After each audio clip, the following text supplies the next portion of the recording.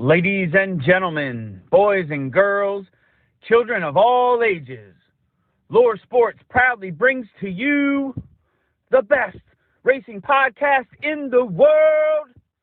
Now, here's your host, Lauren Leach, the color guy, Mark Allen, the Lugs Racing Podcast.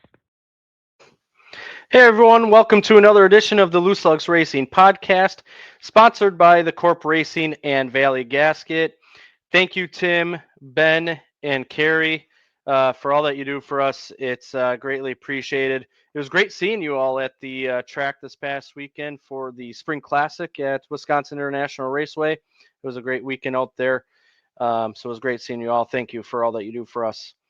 Mark, episode 168, man. I wanted to start this thing by passing along some sad news that we got this morning and afternoon about Hank Rishaber. We've talked to him about him quite a bit on the last few episodes. I know he's battling illness, and I don't know really how to say this. Hank unfortunately passed away this morning, and here we go again with a huge loss in the racing community, man. Yeah, my wife said, "Were you on your phone today?" And I said, "No, we just got back from camping today." And I said, "No." She said, "Sad news in the racing world." I'm just like, "Well, if my if my wife finds out about it, you know." And I said, "What?" And she said, "Oh, and she passed away. That Hank passed away." And sad, man. You know what? He's in a better place. He's in a better place, man. You got to believe that. So we knew it was coming. You know, sometimes it's a blessing that you do get to say goodbye. You know, it's those traumatic where you have like a car accident or whatever where you don't have a chance to say goodbye. Hey, we don't live forever. That's why we live for today, man. So, yes, he'll be missed for sure, man. So, Yeah, it just seems like it's been a rough year, man. Just lost too many good people again, and it doesn't get any easier. you know, and you got to have the faith, man. You know, we don't live forever, and we kind of knew this was kind of happening and going on, and boy, everybody's pulling together. And hey, we'll celebrate his life coming up soon, man. We'll get some information on that, and we'll celebrate his life. He'll definitely deserve it. One of the good guys, man. One of the best. You know, just what a great guy. A guy who just supported the, you know, in any way you could, just in life. A guy who supported the racing community for years upon years upon years. I mean, how many times have you heard sponsored by Hank and Karen's? You know, I think back to Terry Van Roy, who was a huge loss a few years ago as well. Big sponsor of him, big sponsor of the track, big sponsor of everything. And just besides racing and the sport and everything that he gave to it, what he gave to people outside, to the community, and everything, him and his family. Going to be greatly missed. That's an understatement. Just like a lot of people that everyone that we lost recently and over the years. Yeah, so kind of a gloomy, black, dark day, man. It's a bummer of a day, man. But like I say, let's celebrate his life when we get the information. We'll see where we can go from there, man. It's all we can do, and you know, say prayers for the family and all the friends and everybody over there. So, all right, yeah, sad day, man. Very sad.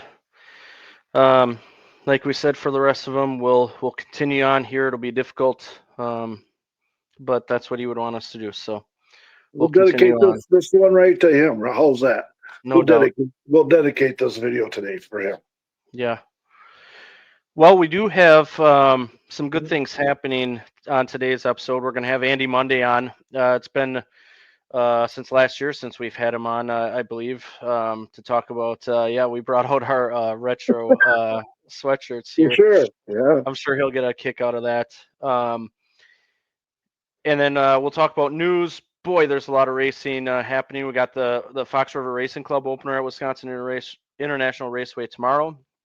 We got a ton of national racing going on. We got, you know, Sunday's the greatest.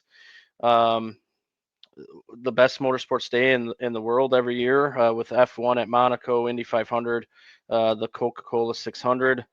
Along with, you got the truck series, you got the Xfinity series, we got local racing going on, Midwest Tours at Jefferson.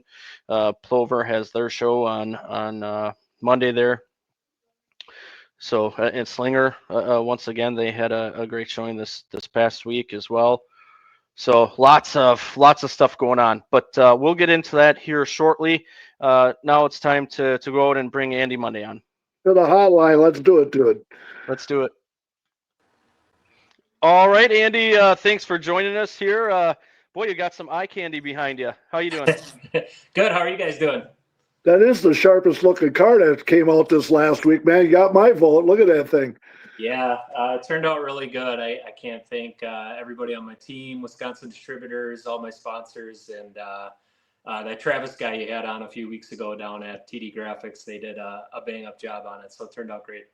Man, knocked it out of the park for sure. Hey, I want to talk about. We haven't had you on since last year, I believe. Last year, talk about how your 2024 went. We obviously all know the big incident that happened. We'll kind of get into that after and talk about where that brought you to today. But talk about kind of early part of 2024. Yeah, last year I felt like we had pretty consistently like a 4th to 7th place car, and we could never find the right combination to fit it in the top 3. And we were always just kind of right in the mix, but we were never getting, that extra step to run up front where we wanted to be. We tried some different things middle of July and hit on some stuff, and went up to Norway. We won the State Line Challenge up there, which was pretty awesome. It's a race I've been trying to win for a lot of years. And then we had some good momentum going into the 250. Started up front, led a bunch of laps in that race, and then that race, the highs are high and the lows are lows in racing. That was all in one day, a combination of both. So that kind of put a ending to our season. But then we came back with some help of great friends with Mike Egan and came back with his car and ended up running top 5 the last 2 nights with his car. And our best finish at Kakana last year was 3rd in his car of everything. So it was nice just to get past what happened in the 250, get back in the car and put it behind you. I've always kind of had the football mindset like a quarterback. When you throw a pick 6, the best thing for you to do is get back on the field and get out there and go after it again instead of sitting and dwelling on it and second guessing everything. So it was nice to get back in the car once I was able to, and Mike afforded us that opportunity, which was great. I want to go back to something that you touched on before we talk go forward in the rest of the 250 there. The State Line Challenge. Norway is an awesome facility. You've made a point about going up there a few times every year and taking home that thing. I was up there. It was a great event. The fans up there are awesome. I had a heck of a time with Nolan was with me, and after we came and seen you, and I just got to mention this. You ended up giving a trophy away to Nolan, which he still has in his room today, and it's probably displayed above his bed there. But what a great event. You had a great car that day. What do you all remember from that day and then taking home the checker flag? Well, first thing, like we were kind of supposed to go, and then it got rained out. And then when it was rescheduled for, we couldn't make it. We had other commitments. So we were going to scrap it for last year. Well, then it got rained out again. And then I was kind of like, all right, well, maybe we can go, maybe we can't. I was supposed to go to Hodag with some friends up in Rhinelander. We got done racing Thursday night. Car was all in one piece. And I'm like, I'm going to change the gear right here in the pits. Let's go. And it's like, Aaron, my main crew guy's gone. Shane, who spots for me, he races dirt on Friday nights. He couldn't make it. Ted, my tire guy, he wasn't available to go. So I'm like, well, if I'm going to go racing, I got to figure out who's been with me. So like Henry Neerdals came. I helped him with his quarter-mile late model. Mickey Shalley, me and him have been friends for 10 plus years. He came up there. So I had like this whole makeshift crew of guys that we normally don't, go travel with. And we unloaded and the thing was just a rocket right away. And we've been up there before and keep pretty good notes. So I had a good starting point of what we wanted to go there with. And all day long, it was like just watching the practice laps between me and Ty Fredrickson. And I would be top of the board, and then he'd go back out and be top of the board and make me work a little bit harder. And then I'd be top of the board. And then we were 1-2 in qualifying, and I was like, all right, now it's on, let's see how this plays out. In the race, I didn't think we had a really super strong car to start with, but on the long run, it was really good. And the things I remember most about that race was I knew Ty was going to be one of the cars to beat, obviously. Brazen is always solid up there, and he was up there in the 119 Coleman car, which is probably the most winningest number at Norway Speedway, thanks to the Coleman family, Dalton Zira, and everybody else who ran it. And they were right there, and we're in that top 3, top 4. We started 10th. We got right up front early, and it was just kind of battling back and forth. And then there were just so many cautions. And at Norway, they do the Carolina style restarts or whatever you want to call them, where leader gets front by themselves. They get their own row. And then second, third, that's when they start to double up. Well, the preferred lane at Norway is always the bottom. And if you go to the outside, you can do it if you have a really strong car, but you better find a way to get back down and not get hung out where you end up restarting and losing 10 spots or something. We went out there a few times, and I couldn't get my car to cut just the way I wanted to right in the center. And we go up there and restart up in second, third, and then fall back to fourth, fifth. And we try it again. And it wasn't working for us that day. And then there was one restart where I was next to Ty. We got a pretty good jump. I'm pretty sure Stanchino was leading. And I had just beat him around 3 and 4 and maybe beat him to the line to complete that first lap after the restart by 6 inches, 8 inches, and another yellow came out.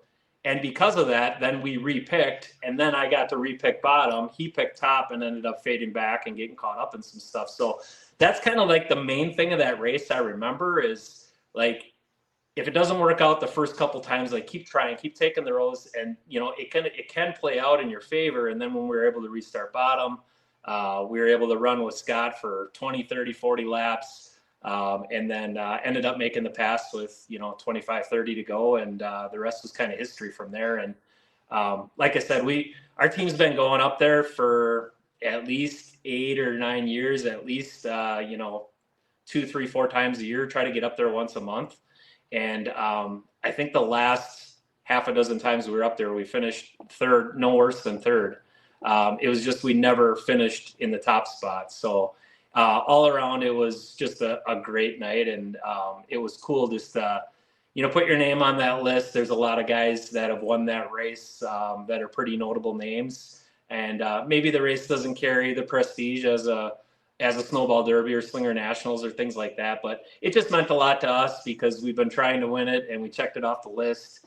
And, another guy who won it that we're good friends with is Mike Kelly, Chris Kelly's dad. And my brother rents his race car shop from him. So I see Mike a couple times a month. And, now it's kind of cool. You got a little brotherhood with a legend like him, where you're both able to earn that race. I think he won it back in 1984 or something that comes to mind. So pretty cool. We'll be back up there again this year to try to defend. And there's a Midwest Tour race up there this year also, which we're pretty excited about. So can't wait to get up there. I mean, I love running Kaukauna. You guys know that. I've been doing that for I think this is 27th year. But Norway for us is just kind of our fun. It's not for points. We're going up there to win. And we always seem to find a way to run up front and have a good time. The problem is we don't always seem to get home till the sun's coming up because it's a couple hours away. So we try to have some responsible fun and enjoy some of the nightlife up in Niagara and Upper Michigan up there. I got to cut in here, Mark, for a second. Speaking about the Kelly family here, I was sitting right in front of Tanner and the whole Kelly group there, and man, they were a lot of fun sitting there and cheering for you, and they have a saying for you up there, and boy, that was a good time. Yeah, and of the races I've won in my career, I will never forget a moment when we pulled around the front stretch into the victory circle, and I just got out of the car, and I wasn't quite sure, were they bringing out the big check and doing the trophy presentation? Like who was coming? Like what was the plan? I didn't really know. And then next thing I know, out of the corner of my eye, a guy came running out of the stands with a Busch Light in his hand, and he wanted to take a selfie by the car with me. And we took a selfie, and he took a swig, and he went running back to the stands. And I'm like, that's it. I can't say that's ever happened in my racing career before, and that was pretty funny. But yeah, just such a laid back atmosphere and so much fun we have up there. All the competitors are great. The tech guys, the staff, everybody makes you feel welcome, not like an outsider. And they just enjoy racing, and everybody tries to help everybody out. And, getting to race with Bruce White is always a thrill too. Bruce has been doing it for 50 plus years. He's still up there wheeling it, top 5 in points. So, yeah, we enjoy that whole group up there. Osterman, Contraband, all of them, Stanchinas. Yeah, we always have a blast when we get up there. But, you were saying, hey, let's just change a gear and go. But, set up from Kaukauna to a flat track like that, I mean, there's more than that, isn't there? There is. A lot of it for us has to do with springs and bump stops, just front end timing, things like that, which normally if you go up there and you have a couple practice sessions, a lot of guys coming in can get it pretty close. And just because we've been up there so many times, we just know what to change right away. So it's something that I can just do in the trailer on Thursday night or Friday morning right away on the shock machine and get it ready, pop in there. And we always end up trying different stuff up there and use the most of our practice time just to get a little bit better. But it seems like we always just come back to our baseline setup where we like it. And honestly, like I mentioned before, having Ty and Brazen and some of those guys up there, it really pushes you to keep working on your car and not just rest on your laurels that what you got's good enough. You want to keep going out there and getting faster because those guys are. I mean, I think Ty put on 125 laps of practice, last year for that race and was just wearing the thing out just to try to get faster and faster and just kept working. And obviously it paid off for him. And unfortunately, he just caught up in some stuff that worked out in our favor that day. Yeah, and if I remember correctly, Chad Butts was a part of the race too, WIR's champion last year, and I think he had an issue around halfway or just after that. So there was that field was incredible. Yeah, they get a lot of good cars up there. Chad's a former winner of that race. We mentioned Dalton Zier. Just a lot of different guys that bring good competition. And yeah, there were a lot of cautions, but a lot of the cautions seemed to be from like 8th on back. They weren't anything, too bad that was happening up front. So overall, it was a pretty clean race once you got towards the front and we're able to kind of race it out. Let's move past that here. As much fun as that was, man. So you get into WIR schedule back after Norway here, and then the 250 is a few weeks after that. And you've had some really, really good showings in the 250, and you kind of alluded to it earlier. We're making some good laps there, and then the unfortunate incident happens. I don't even know how to describe the incident. I don't know that I've seen anything like that at WIR before, where you went about as hard as you could into the backstretch wall. The foam went probably 20, 25 feet in the air, and the car was destroyed. And the car, I remember looking at your car, and it did its job. And I talked to you and I was like, man, this isn't good. And you're like, well, it did its job. It kind of worked away from the driver, which is what everything you want to happen. I don't know how you end up going on from there, but I guess I don't even know where I'm going because it was so unfathomable that happened. Yeah, when I think back to that race, we were up front early. We had to pit for fuel. We have a little bit smaller fuel cell than guys that normally run that tour. So we kind of build into that race to expect we have to pit twice just because we're not going to make it once on filling up on fuel. It would be close.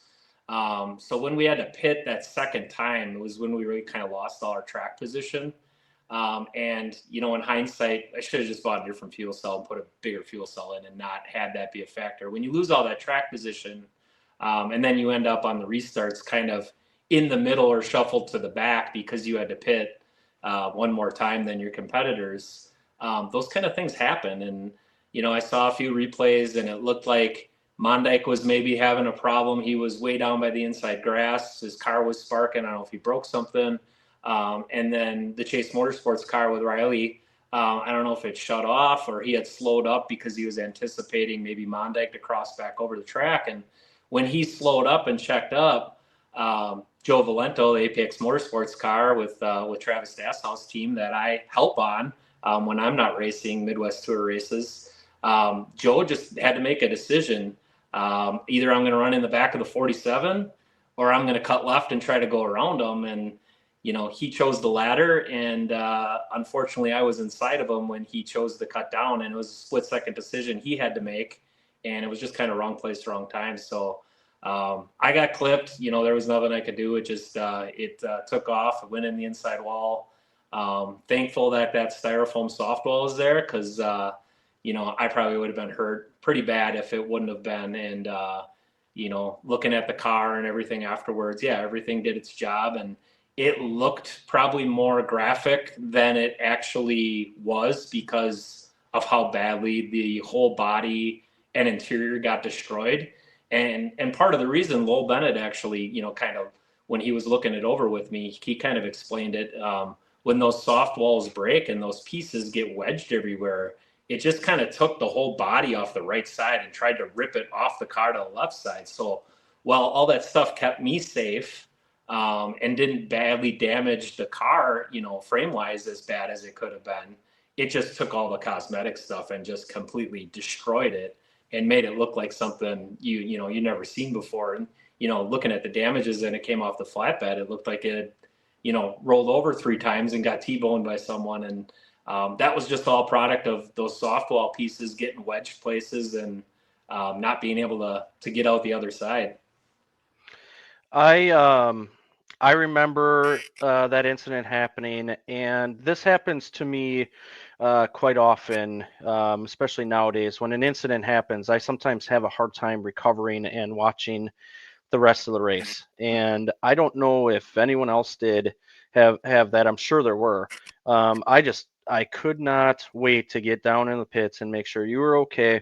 And I just I had to sit there for probably 50 laps and just be like, I'm like seeing the race cars go around, but I don't really care.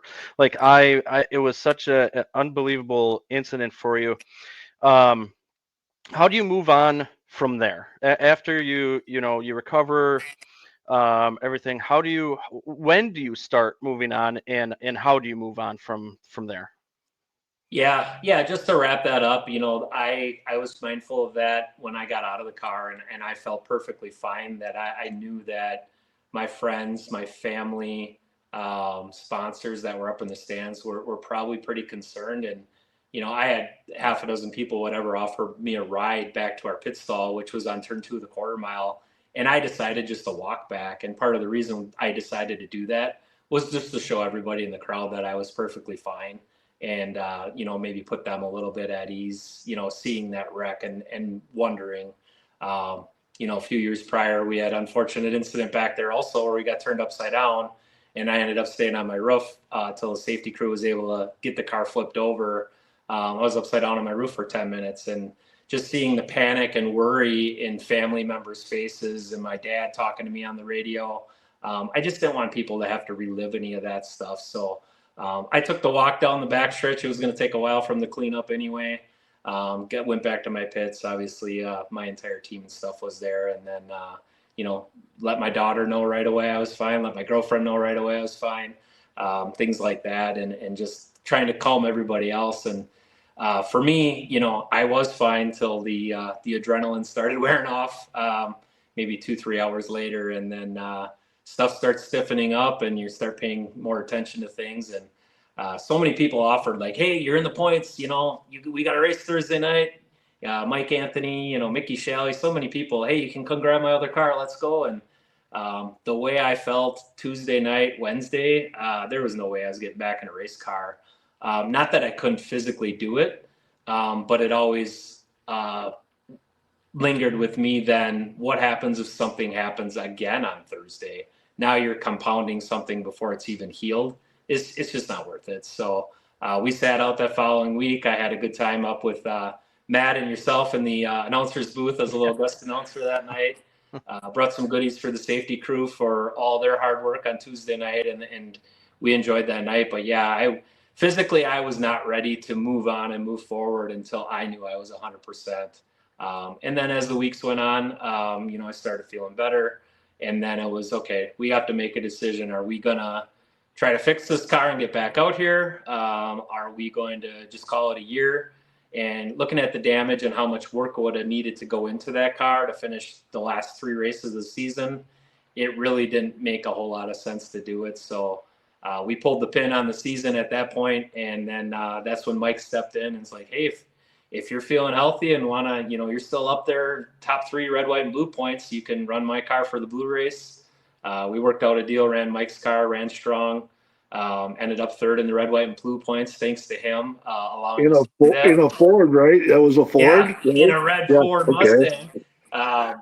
That thing had some ponies. That thing went, and Mike had a lot of fun that night too. So hey, we brought it back for Fan Appreciation Night the following week, and had a good time and a good run with it as well. So it's really cool to see your relationships you built and your friendships you built in the sport when those side of things happen, the people that step up to the plate and are willing to help out. And, we could be on here for an hour when I went through a list of everybody who checked in, texted, reached out, offered stuff.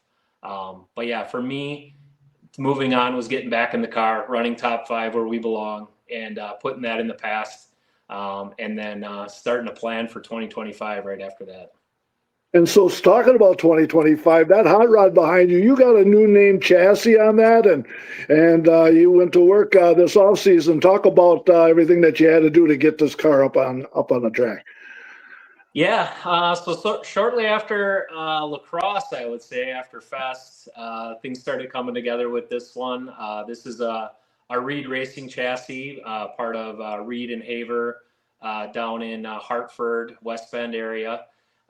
They've been building some cars for Casey Johnson, Nick and Mike Egan, Mitch Haver. I'm trying to think, Jerry Miller, Brad Miller. There's probably a dozen or plus out on the tracks now. And, it's not just buying the car because, this is some special setup or this is that much better. It's about the networking of people that you're working with and everybody working together to help each other out. And that really sold the decision for me to go that direction. Knowing all those people driving different cars over the years for Travis and then with Mike, and knowing the quality that they put in and the commitment they have. So that made my decision. I would be lying to you if I didn't say before the 250, I was already leaning on maybe we should look at building a new car next year. The car I had was already about 5 years old. It was starting to show signs of fatigue in different spots. And that was kind of the final straw, was the 250. Like, let's not put any more time and effort into that one. Let's move forward. So yeah, we started on that one after Fest. Got it back from Powder Coat, probably around the holidays. I don't remember if it was right before Christmas, whatever. And then a lot of trips for me back and forth between Appleton and West Bend. We put together as a roller down there. Brought it back here, did all the drivetrain wiring stuff, and then brought it back down there by Travis where he put the body and the wrap on it. So I'm wearing out the highway between Appleton and Slinger on Highway 41. I could probably do that in my sleep right now. But no, working with all those people, Brad Keith's another one. They're so great to partner with and network with. Everybody's trying to help each other out and get better, and that's really what's going to take you to the next level in this sport. So what happens to the old chassis? Is it completely just trash? It's gone away? Does someone get it to try to work on it and put their own thing on? What happens to the old chassis? Yeah, so we completely stripped it down, took everything off of it that was good or could be straightened or sold, pitched everything that was junk. And then, another team that runs a Reed Racing chassis, which is Tom Behrens. He finished second this last weekend at Kaukauna.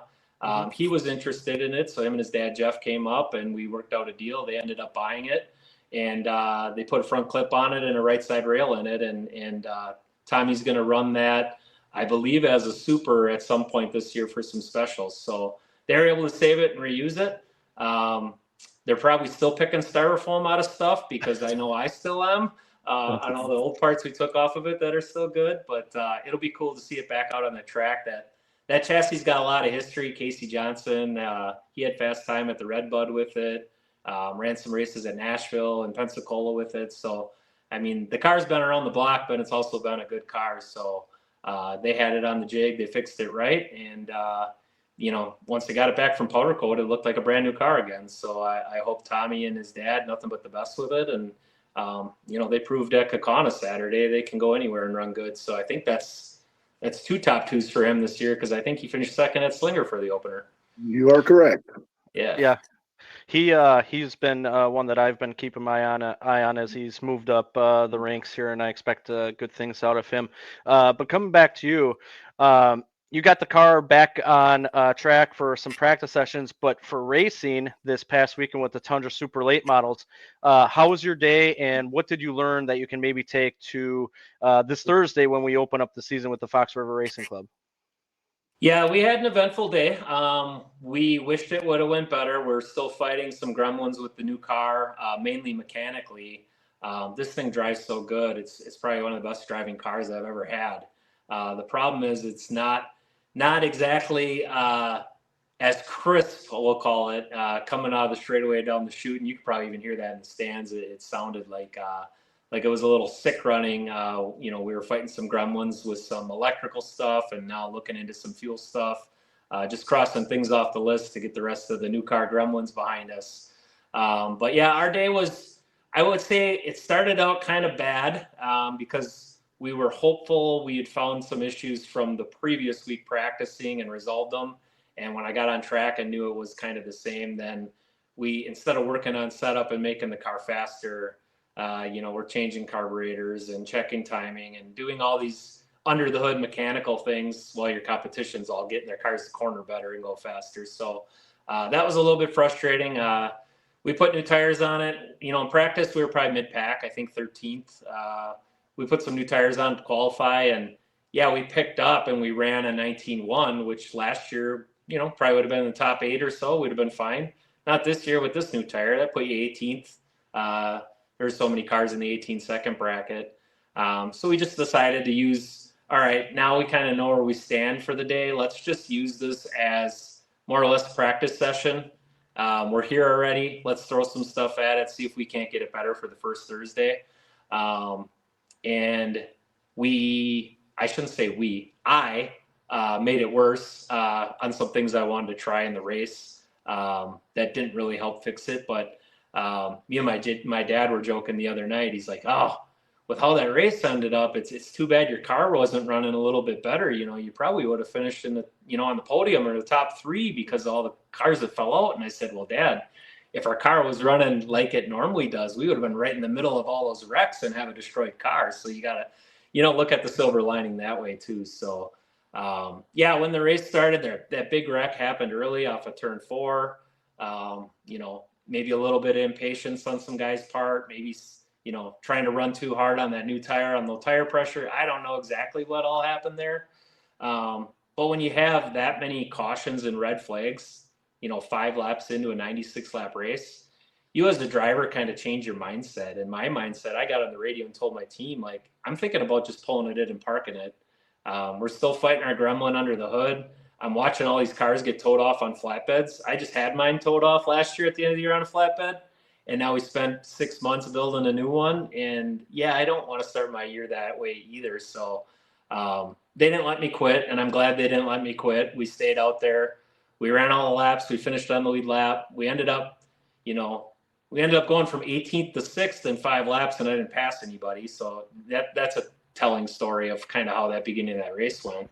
But we ended up getting a top 10 out of it. It wasn't anything to be proud of, but it was good for me just to get a full race under my belt with this car. Make sure the brakes were going to hold up for a long run. No oil lines came loose. Nothing else funky happened. And then we've been back in the shop since 7 a.m. Sunday morning, back under the hood, trying to fix the rest of what we got going on so we can be top notch tomorrow. Hey, tomorrow night, man, it's once again going to be a really green racetrack and super cool. Are the speeds? Do you expect the speeds to be up also tomorrow night? You know what's interesting about Kaukauna is you would automatically think that, but it's almost like there's a window where it gets too cold, then it starts to go the other way a little bit. And the Tundra Series, they gave us 3 laps of qualifying Saturday, and you saw everybody kind of pick up that second lap a lot, and then a little more the third lap. So tomorrow, I think because it's going to be so cool and cloudy, I don't know if you'll get that great of a first lap while you're still getting some heat in the tires, and then you'll pick up that second lap. But I don't think we're going to see the times like we saw on Saturday tomorrow night just because it's about 10 degrees cooler. You also picked up some more duties over the off season. You're now an officer, club officer with the Fox River Racing Club. How did that come about, and how do you think that'll work during the season with also being a driver? Yeah, how did it come about? Well, Tom Hawker's the club president. He jokes that the 2 biggest complainers at the drivers' meeting are now officers, so there shouldn't be any complaining at the meetings because me and Jeremy Griesbach are part of the board now. No, so we joke about that, but in all honesty, it's been something I've been thinking about doing for a while, and I didn't know exactly how it might work while still racing because there's a lot of stuff going on at once. But I always kind of wanted to get involved and do it just to get back to the club and help out and try to leave, Fox River Racing Club in a better place than you found it. So this for me is almost kind of like a little bit of a new adventure and, trying to understand how everything works and trying to help out. And mainly the role that I'm in is, getting things set up and completed before the season started. So the bulk of my work was kind of done now here before May started. And now I can kind of more focus on the racing part of it. And then once the race season's over, kind of get more back involved on the club side of it. So kind of the tipping point for me, honestly, is my mom and dad are still heavily involved with the Fox River Racing Club. My mom is the bookkeeper for the club, so she works closely with the officers. And when the treasurer position came open, it gave me an opportunity too to spend more time with my mom and dad and do something besides just going to the racetrack and working on the race car stuff. So, I'm in the shop here now, which our shop is at their house, and I see them almost every single day. So it made sense to kind of add that to my plate of duties. And some of it's been a little eye opening, but most of it is kind of how I'd expected it to be. And we have, a really great club. Is very passionate about their sport and trying to coordinate everything with 6 divisions, 7 when we have the quarter mile late models. Is a lot. There's a lot of stuff going on, and to get everybody kind of pointed the right direction, get things set up for the year. It's been fun, and it's been a good adventure. And the other person I'll mention too is Sarah Gilbert. Sarah helps the club officers with all the sponsorships and all the different things in the off season. And me and Sarah have been friends for a long time. I stood up in her brother's wedding and going to race a sport truck for him here in June. So being good friends with the G family, Sarah helping with the sponsors, my mom doing the book work. It's kind of a fun thing to do with all your friends and people that you interact with to give back to, the entire race club of 500 plus members to help make it better. There's a lot of things to be excited about for the season for the Fox River Racing Club. What do you see? What do you think we'll see coming up Thursday and throughout the year that has you excited? Maybe some to watch, some things that you've seen behind the scenes here. What are you excited about for the upcoming season? Yeah, I think the biggest thing is let's get off and rolling and see the new cars, the new faces out there. Us as race fans, and maybe we're a little biased. We always kind of focus on like the half mile and the supers and the prolates, but there's a lot of good stuff going on in the quarter mile. There's a lot of new faces, new drivers. That 4-cylinder class is turning into a really awesome class, and the sport truck, car count or truck count is up quite a bit. So that's really great to see. And the quarter mile late model class has become one of the most popular classes out there too. And when I raced that class for Aaron Neverman and team drove with Corey Kempkes, there was like 5-6 of us. Now they're getting, 16, 18 cars, and same with the Pro Late class. So it's cool to see the growth and all the people that are interested. And yeah, we got some cool things going on this year. The Red Race, which is the Rich Summers Memorial, that's going to be $3,000 to win. I was trying to ask Lowell last Monday when I saw him if the Red Race ever paid $3,000 to win, and we couldn't quite figure out if it did. So this might be one of the highest paying red, white, and blue races in the track's history. And that's thanks to Michael Anthony and all the associate sponsors that jumped on board, and the Summers family for kicking in money for that memorial race. So looking forward to that. Mark Martin's coming on June 19th. You probably saw that. We saw him at Madison. I had a conversation with him down there, and he's just so grateful and so excited to come back to his roots and see all these people and hear all these stories. And he's as excited to come back here as we're excited to have him. And the night he's coming, we also got something planned for the sport trucks with the Rob Vandermoss Memorial Race. Eric Johnson from Chum's 3D Printing, he made a nice traveling trophy for it, and we're gonna honor Rob that night. And I'm gonna hop back in a sport truck, and I think you'll see some old sport truckers do the same to get back for that race. So we'll have some extra trucks that night, and yeah. So I mean, the first few months of the year, I think it's going to be pretty exciting and pretty interesting. And I'll go back to just all the new drivers coming in and all the excitement for the sport is great to see. Last weekend, we pit next to Cody Vanderloop. I mean, how refreshing was that? You see a guy who's run the quarter mile now for half a dozen years or whatever, has had some success in the Midwest trucks, and he partners with the Butzes and hops in a super late, and he's coming out of turn 4 on the last lap with a shot to win it. I mean, that's awesome. That's what our club and what our sport really needs is some new blood and some new faces, and that competition. It really gets everybody excited, and I think it's going to be a really good year out there. Are those red, white, and blue races? Are those all 50 laps? Yep, those are all 50 laps.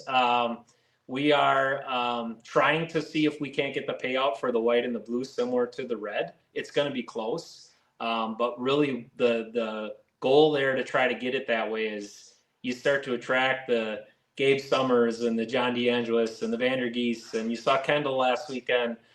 You start to get some of these drivers to come out where it's not just a regular Thursday night show with some added laps. So Casey Johnson, coming with the 47, Ty Majeski when you can make it. We're trying to build it back, to what we all used to see growing up back in the heyday of the red, white, and blue state championship series and all the big names being there. And that's the only way we're going to build it is through the purse, and hopefully it pays off. What have you heard as far as car count for super late models coming out this year? Where do you think we'll average somewhere in between there? I know that's always a big talking point I get stopped weekly in the stands and asked about the car count and all that. Where do you think we'll land this year? If I'm being 100% honest with you, because I'm such an optimistic person, I was very optimistic until last Saturday. Last Saturday hurt us. There were some cars that got tore up there that probably would have came this Thursday that are maybe going to need a few weeks to let it shake out. So I don't know if we'll have a great car count right off the bat tomorrow. We got some crummy weather. We got some guys with cars tore up. We got some guys that don't have their cars finished. But I think as the season progresses, I think it's going to climb, and you can probably expect on average between 15 to 20 supers on a weekly basis is what I'd say. And for the red, white, and blue, we're hoping to see that get to 22 to 26 with those extra guys coming in. And we want to get it back where we're having a semi-feature every night, because that's really what the fans are paying to see. They were paying to put on a good show. And when you get those extra cars and drivers, it just brings up the level of competition. So I was nudging, again, back to Cody, I was nudging him. You ran so good today. You got to come back Thursday. And no, he's sticking to his plan, and they're just going to red, white, and blue. So I think you're going to have probably around that 16 range full-time, and then you'll have some part-timers that kind of sprinkle in as their schedule allows or want to hit the bigger shows. I was also nudging him after I said, so we're weekly now, right? So I was doing that same thing there. Hey, you're a former not only super late model champion, late model champion out there. Kind of a big change this year was the late models going to the 10-inch tire. What are your thoughts about that? What do you think we'll see? I think we will see some good racing. They went to the 1070 tire, which has been a proven tire around the state with the Midwest trucks, with Marshfield Plover, it's a different series. And really, the repeatability of the tire is the sell. I think in the long run, I think it's going to maybe promote some better side by side racing. And the pro lates at Kaukauna have often struggled with who can actually make the outside lane work, where the supers make it work a little bit better. I'm hopeful that creates some better side-by-side racing and makes it a true two-groove track for the pro late models to get out there. And, looking ahead to this year, I think the cream always kind of rises to the top. So the guys who are really strong last year, Brazen, Stump, Wohler, my brother, Brian Henry, I think they'll get it figured out and be the same cars that are up front. And, Strelka, when he sprinkles in, he's not full time.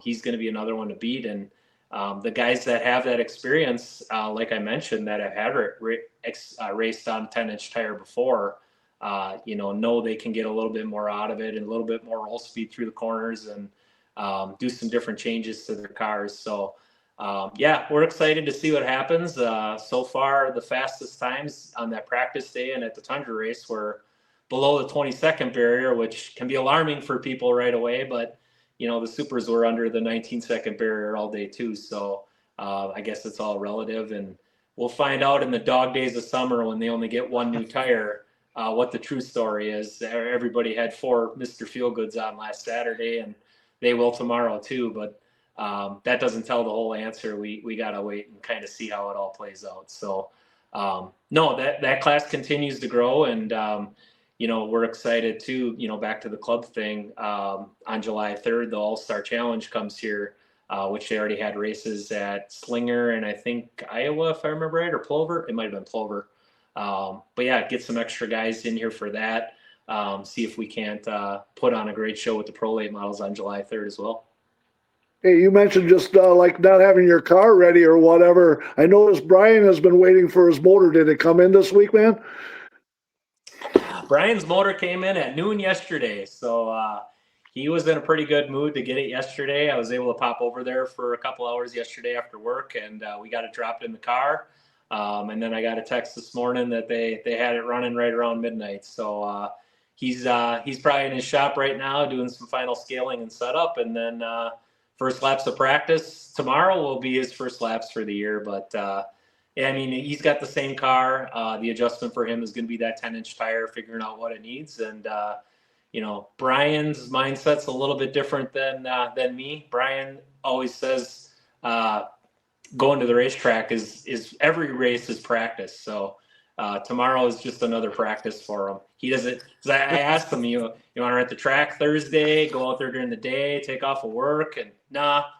Week 1 can just be practice. We'll just go out there and figure it out as we go and just kind of wing it. So I was glad to see that, because 2 weeks ago it was looking kind of dim that he might miss a week or two, and they ended up getting his spare car ready to go in case they needed to pull that out of the barn, the old quarter-mile late model car, to go out and make some laps to start the year. But nope, he'll be in good shape for tomorrow. All right. Yeah. That's good news there. All of a sudden the off season just kind of disappears, and all of a sudden you're at the season already. So I know a lot of people have some work late here to get in for tomorrow. Hey, you're like us. We like to talk about the history of the sport here. This past weekend with the Tundra Super Late Models was part of the Spring Classic, and that was always a huge deal back in the day. I mean, I told people, from what I remember, it was almost like what I would think of the icebreaker, what they would think of the icebreaker today was always like the Spring Classic out at WIR. How cool was that for you to experience the Spring Classic coming back and know that it's probably coming back for years to come? Yeah, growing up as a kid, that was always what you look forward to, right? You waited around all off season.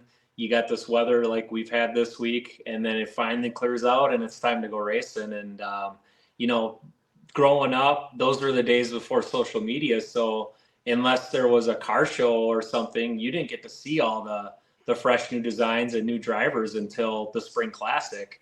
So you were in a rush to get out to the track just to see who's driving what and what does their car look like, and pick up new autograph cards or what have you. So yeah, it's cool that they brought it back. And, unfortunately, we had some weather with the pit party getting washed out to kick it off. And then Friday night was a little chilly for a lot of the fans that stuck it out up there. But, overall, it was a good show and good racing. And I think there's an opportunity there, to maybe build on what they had started going forward. With things like that Pro Late Model All-Star Challenge, maybe running that weekend, or bringing the Midwest trucks in.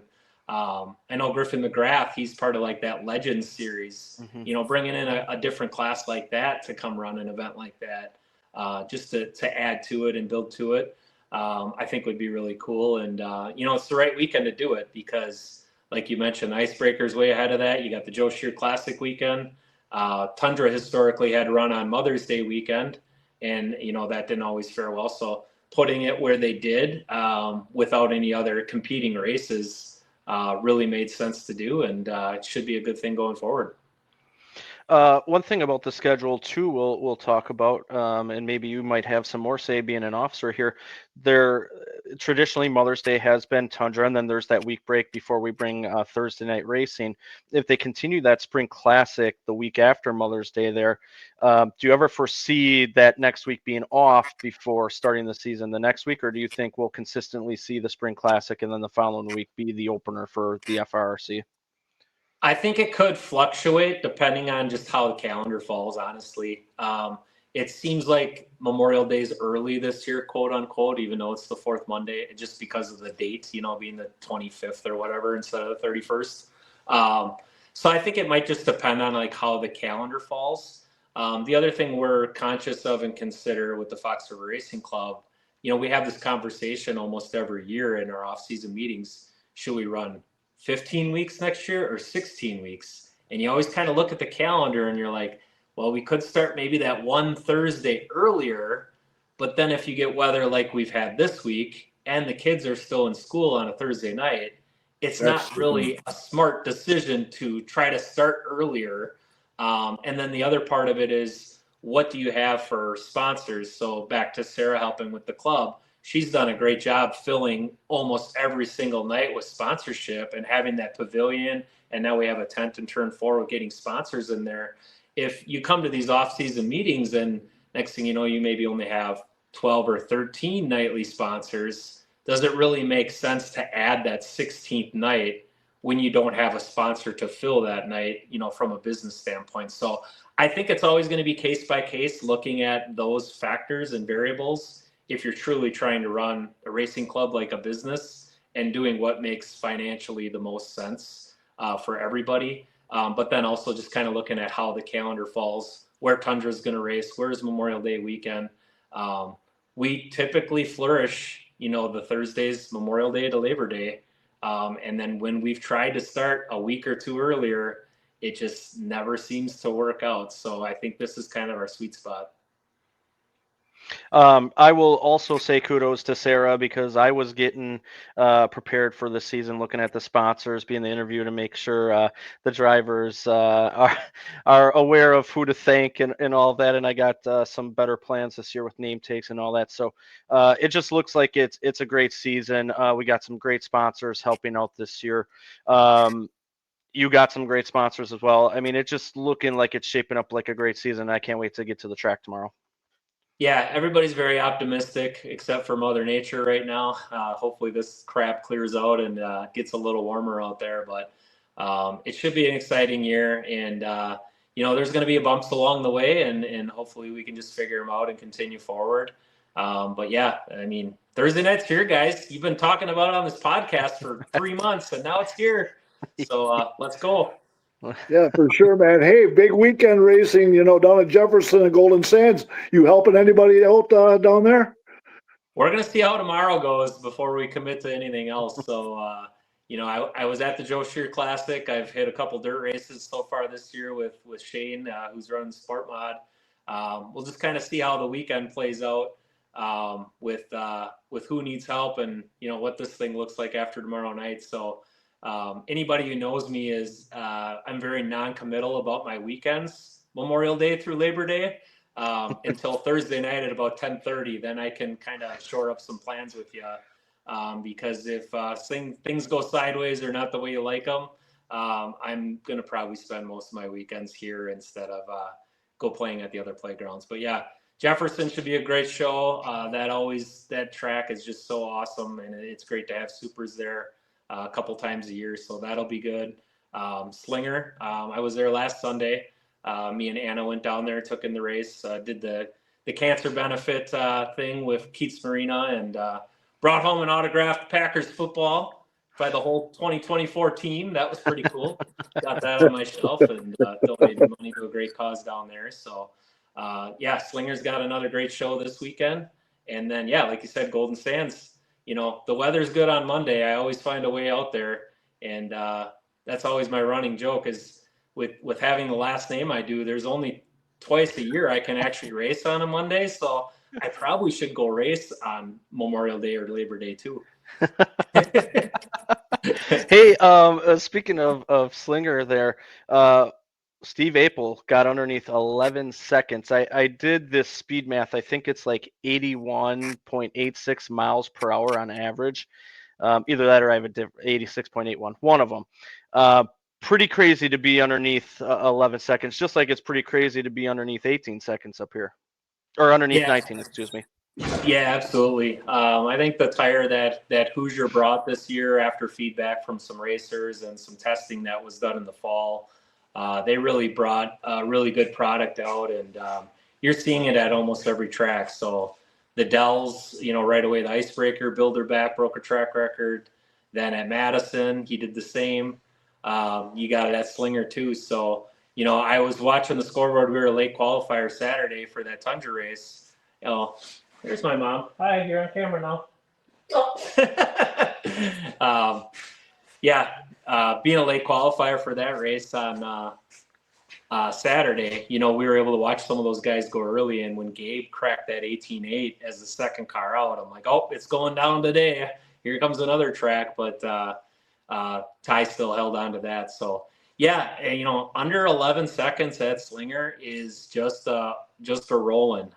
Being able to race that track a few times before, I mean, that's really humming and clicking around there. And if I was a betting man, which you guys know, obviously I am, Steve is probably the guy I would have put my money on to break that, because he's been such a phenomenal qualifier and multi-time champion down there. He was letting her rip.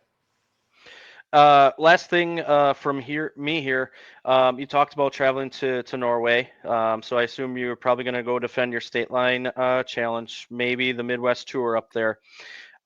What else is on your schedule other than weekly WIR stuff coming up here for 2025?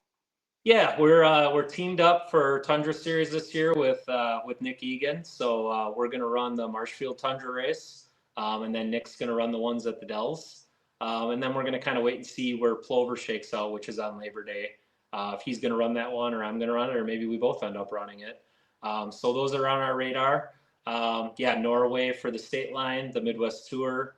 We'll be back at Kaukauna for the 250. And then I sprinkled in some Slinger races into my calendar, looking ahead, that we want to try to get there after the Nationals and support Travis and Kelsey down there. They've been good friends of me, my family, my team for the last 10 years or so. So if I'm not down there driving, I'll be down there as a fan or helping. I was helping with the tech guys on the opener with the Pro Late models there. So whatever we can do to help support them and their venture this year, I think going down there and racing will be good. I've only ran there maybe 3 or 4 times in a super.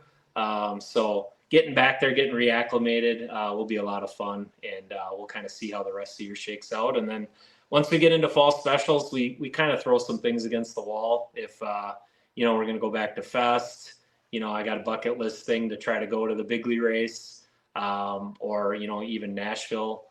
We have a different motor package this year, so now it's lucrative to maybe do some of those other races. But first and foremost, we gotta focus on Thursday nights here throughout the summer, and then see where we land in the fall. Hey, can we tip a couple Busch Lights with you tomorrow night if you start the season off with a big W there, buddy? There you go. Yeah, you know what? We'll have those on board. We had some fun with everybody on Saturday. Ryan Manthe and the Whiskey Ditch Band was over there playing in the quarter mile pits, so we unloaded the big rolling Busch Light cooler and just rolled it right over by the band, and everybody was diving in and having a good time with that. So yeah, most certainly. They brought the apple back. Everybody's excited about the apple, and there's another flavor on the horizon that you might find out in the next few months. So a lot of good things going on with that group. Can I guess the flavor? Yeah, you guessed it. I think it's going to be related to the driver of the #1 Cup car, what he does for a living. You are incorrect, but that Oh! guess has been guessed many, many, many times. There might be a hint on the Busch page on Cinco de Mayo if you scroll back and look. I think they might have tipped their hat a little bit on what might be coming. And if you can put 2 and 2 together with Cinco de Mayo, I think you can figure out the rest without me saying it. All right. We'll have to go and do that. I'm shocked by that, by the way, because I've been saying that ever since they transitioned from Harvick to Chastain. I thought, well, that makes too much sense. So, all right, we'll have to go check that out. Okay. Well, hey man, we appreciate the hell out of you. Everything that you do for the racing community, the FRRC, WIR, fans, community. You're just a great person. We appreciate it so much. Can't wait to see you have some more success this year, and can't wait to see you again tomorrow, buddy. We appreciate you. Yeah, thank you guys both. You guys are great friends, and everything you do for local racing is so much appreciated. You guys have no idea how much of an impact you have, not only doing the podcast, but all the videos, interviewing the top threes when you're at the track. And everybody I know in the racing world is looking for a Mark Allen video, and the number of drivers in their trailers watching Mark Allen videos to figure out what happened after the fact on the Lower Sports page. Good or bad. Yeah. Good or bad. Yeah. Yep. You guys do a great job, so we appreciate you as well. Thanks, man. Yep. Thank you, man. Well, Mark, it's always great to have Andy Monday on. Just an awesome person to talk to, an awesome person in the racing community. He helps out so many people when, even community members are in need. He's one of the first, usually the first to join in and help the cause there. So just a great person. We've obviously been great friends with him for a long time there, and great to see him recover from that unfortunate incident in the 250 last year. What a scary incident that was. Glad everything was okay. And, he rebounded from that, hooked up with Mike Egan, finished top 3 in red, white, and blue. Not that matters, because after something like that happens, just to recover, make sure you're right. And he did it the right way there. So just always great to talk to him. He likes to talk about the history. He likes to talk about things going on. He's involved with the club a lot more now with being a club officer and trying to do it the right way there. So some exciting things on the horizon for Andy. Not just him, but it's the whole Monday family there, man. They're all so super for racing, man. Oh yeah, no doubt. That I guess I was thinking that went out without saying, but yeah, you're 100% right. And hopefully a little, he talked about how he struggled maybe Saturday. Hopefully they got things figured out for tomorrow night.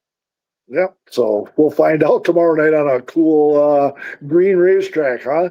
Just think you're going out there to a cold green racetrack, man, and gonna start the season, man. We've been waiting for a long time, man. It's like it's like the day before Christmas, huh? Yeah, kind of. Yeah, I guess it was. You see the smile on my face when you talk about it, because it's like, let's get going here. Yeah, we need. Well, we got a taste of it last weekend, So that was like the pregame show, right? It was kind of a big deal pregame show, but the season starts tomorrow night.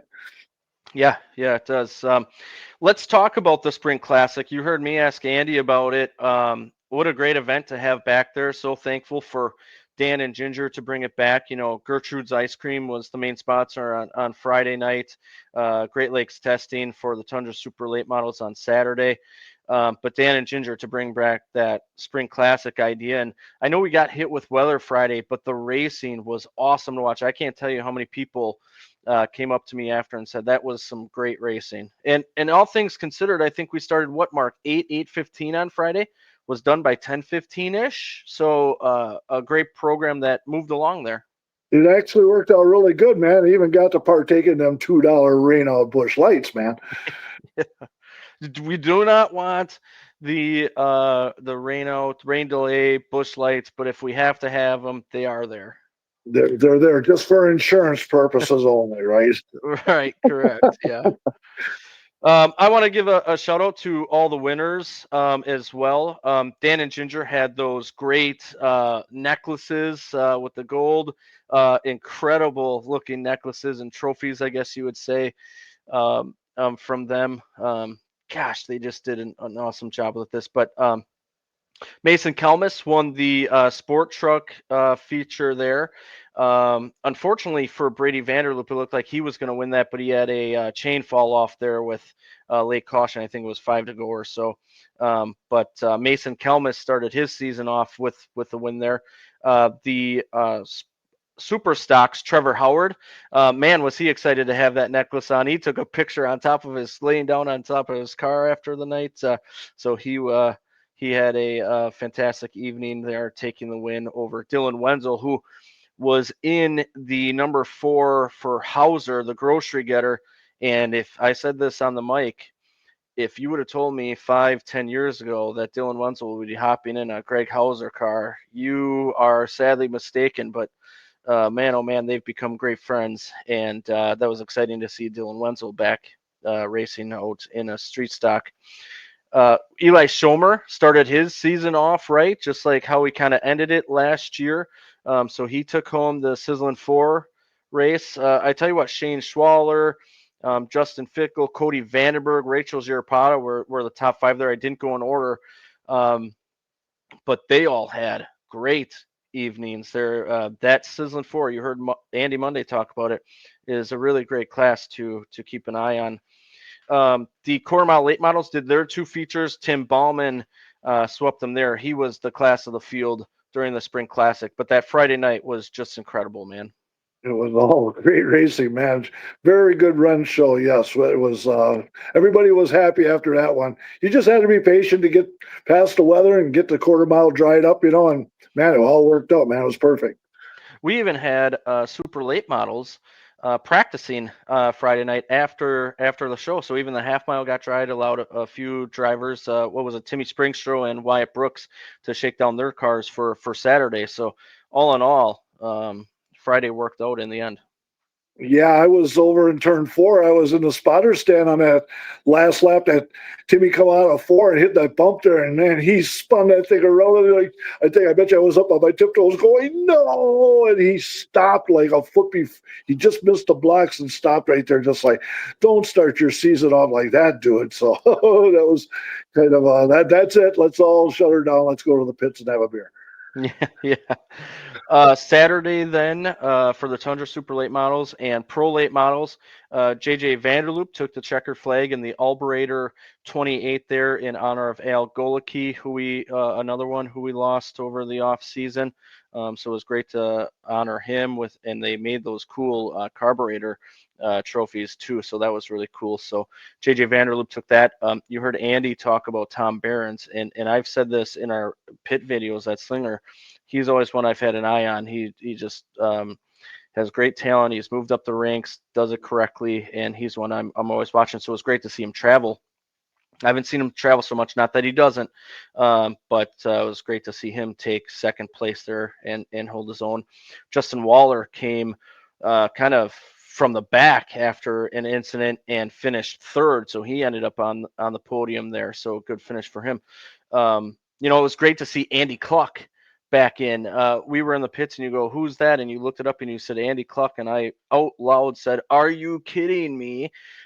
Because I've known Andy and his wife Elena for a long time. Elena and Andy have helped out the Ice Dogs hockey team as well. So I announced for the Deacons. I've helped out the Ice Dogs before, so they were heavily involved in that. So I've known them for a very, very long time. In fact, I'll share this story about Elena. She contacted me one day and said, "Hey, I have something, and I want an Earnhardt fan to have it, and I think you're one of the biggest one out there, and I want you to have it." So she didn't tell me what it was. I showed up at her work one day, and she gave me a picture frame I have down here in the basement, and it's a picture of Dale Earnhardt, Michael Waltrip, and Dale Earnhardt Jr. all in a row during the 2001 Daytona 500, and I think I almost broke out in tears when she gave it to me, and it's a prized possession of mine. So Cluck family is just great. Good to see Andy out there. He finished sixth. He did have a mishap, which I thought was going to be disastrous and end his day, but he still finished sixth there in the Albrader 28. Brian Henry, it looked like he was going to win that. Some contact racing incident was kind of made on a restart there, and he would come home seventh at the end of it. But I'm glad he saved his race car, because where he spun on the backstretch, I thought there was a wall coming up there, and there probably was, and I'm glad he was able to stop his race car. So that was kind of the pro late model race there. Did he say he broke his brake pedal? He was pushing it down so hard. Because I asked him, "Do you close your eyes and do you grip the wheel?" And he just, "I broke the brake pedal." He said, and I could imagine, just what do you do? You're at the mercy, man. At least he stayed on the blacktop most of that slide, and that's what saved him. You get in the grass, man, it's over. It's over. It speeds you up. It's quite crazy, but. Great pro late model race there. Congratulations to JJ Vanderloop again for taking that one in honor of Val Golke, who we dearly miss. In the Tundra Super Late Models, there was a couple of big wrecks early there, lap 3 and lap 5. Just unfortunately tore up some cars there. It eventually would get going, and Grant Griesbach would take home the win after Dalton Zier had broke what I believe is a shock mount. Some people thought it was tire, even he did. I heard him come over the radio and say it was a shock mount. So I don't know if they looked over the car and found something else with it, maybe. But the way I understood it at the time was that someone saw the shock mount break there. So, man, he's had the worst luck at the end of these things, Dalton Zier. I think he's had 2 or 3 other times where he's been leading late, even on the white flag lap, and something has gone wrong for him. So he cannot find a whole lot of luck lately in that Tundra race at WIR. That rear end was swimming around, man. He saved that, but the whole race was second, third, and fourth. I was just kind of sticking with that, with the video, and then all of a sudden, just like, hold on a second here. All of a sudden there was an issue there, and geez, right down to the last lap, and it happens again to Dalton Zier, man. It's just like, wow, can't make that stuff up, man. But we've seen that story before. Yeah, Cody Vanderloop looked to be, him and Gabe Summers were probably the best cars at the end. Cody was trying to get by Grant a few times, and I think maybe if Cody has a little bit more experience or could get just a little bit of a better run, he got inside of Grant a few times trying to get by, wasn't able to do it, and then on the last lap, he kind of tried all he could again out of turn 4 because they closed back in on him, and he slipped up just a little bit, and Gabe Summers got by. So Gabe actually finished second, and Cody was third. But I think that was the story of the day. You heard even Andy talk about it. Cody Vanderloop finishing third. Could have quite easily won that race, actually. Like I said, he almost got by Grant there, and little did we know that would be the battle for the lead. It turned into the battle for the lead. So Cody was quite impressive. I know he's working with the Butts team, who had an incredible year last year. But Cody is quite talented. You see that in the sport truck. You see that in the super stock. You see that in the late model, super late now. Everything, Midwest truck, everything that he drives. So that's going to be a driver to watch here in the super lates now as well. He looked like he was right in the groove, man. When he was driving it into the corners, and just like, wow, the car's sticking for him, and he was fast, man. He looked like like he's got many years of service out there, man. It was his first super late. Very impressive run by Cody. Smooth. Cody Vanderloop. You know what? They said that. So I think we talked about it with Cody when he was on. I guess I'll kind of share the story behind that smooth since we're talking about it a little bit. I hope it's okay. But he happened to win a super stock race. And of course, I'm the feature interviewer down there. And we had a trophy girl down there one night, and he had given his hot shot card, which is or hero card, some people may know it as, to the trophy girl, and it had his number on it, and I think it said "call me" or something like that. So I said, "Hey, guess what? You just came up. I just came up with a new nickname for you. I think that was pretty smooth. So now you're Smooth Cody Vanderloop." And now that nickname has stuck, and that is so awesome. And then we were down there the next week, wasn't it? And then his phone rang, and he kind of went off to the truck. And then when he came back to us, said, "Was that the trophy girl?" And he said, "No." But we were trying to follow up on that if there was a connection there. So, but anyway, he Yeah. is the smooth one. Yeah, so that was cool that that thing stuck now. So that's the story behind it. Cody, I'm sorry if you didn't want that shared, but it's out there now. Yeah. So The Midwest will move on from, well, first off, Spring Classic, awesome event. Can't wait to see what next year brings for that. I'm so happy that that event is back at WIR and so thankful that Dan and Ginger brought it back, Mark. yeah, for sure, man. So we'll have that on the schedule, ready to go in the 2026. Oh my God, 26. Jeez. All right, let's get through this season first. Let's not talk Right. about 26 yet. Yeah, wow. Yeah. Yeah. Hey, the Midwest Truck Series race down at Cedar Rapids, Iowa, there this past weekend as well, Saturday, which was quite impressive that Grant Griesbach and Cody Vanderloop raced in that and made their way to WIR for Sunday. But Grant Griesbach also took the Midwest Truck Series race down there at Hawkeye Downs. So he had himself quite a weekend. Oh, and by the way, he raced Sunday at Slinger and finished second. Yeah, with the DQ, yeah, he ended up second out of that too. So, wow, rub up against that guy like I did, man. He'll give you a whole bunch of good luck. Yeah, Ride that wave right now, man. Ride that wave. that's right. Yeah. Speaking of Slinger, Tony Strupp's super late model Slinger track record of 11.095 seconds, that stood for almost 31 years, was broken multiple times on Sunday. Steve Apel ended up as the fastest, so he now holds the record. You heard us talk to Andy a little bit about it, but it was 10.994, so under 11 seconds around there. I think it's 81.86 miles per hour on average, which is just crazy to think that you can go around a quarter mile that fast on average there. But what a milestone night there for Slinger. Had a great event, helping cancer research and all of that down there. So phenomenal night for Slinger, and incredible that that track record has now fallen. I just like I can't. I thought when I first saw that, like, what a 10. They laid a 10 down over there. So that's yeah, that's ripping around that place, man, for sure. It, it was almost like when, it's almost like when we broke the 19-second barrier here. I even remember the days back when my uncle and cousin raced that you would you would be lucky to get down into low 20s for the pull. Low 20s were something. Then it got into the 19s, and you slowly saw that creep down.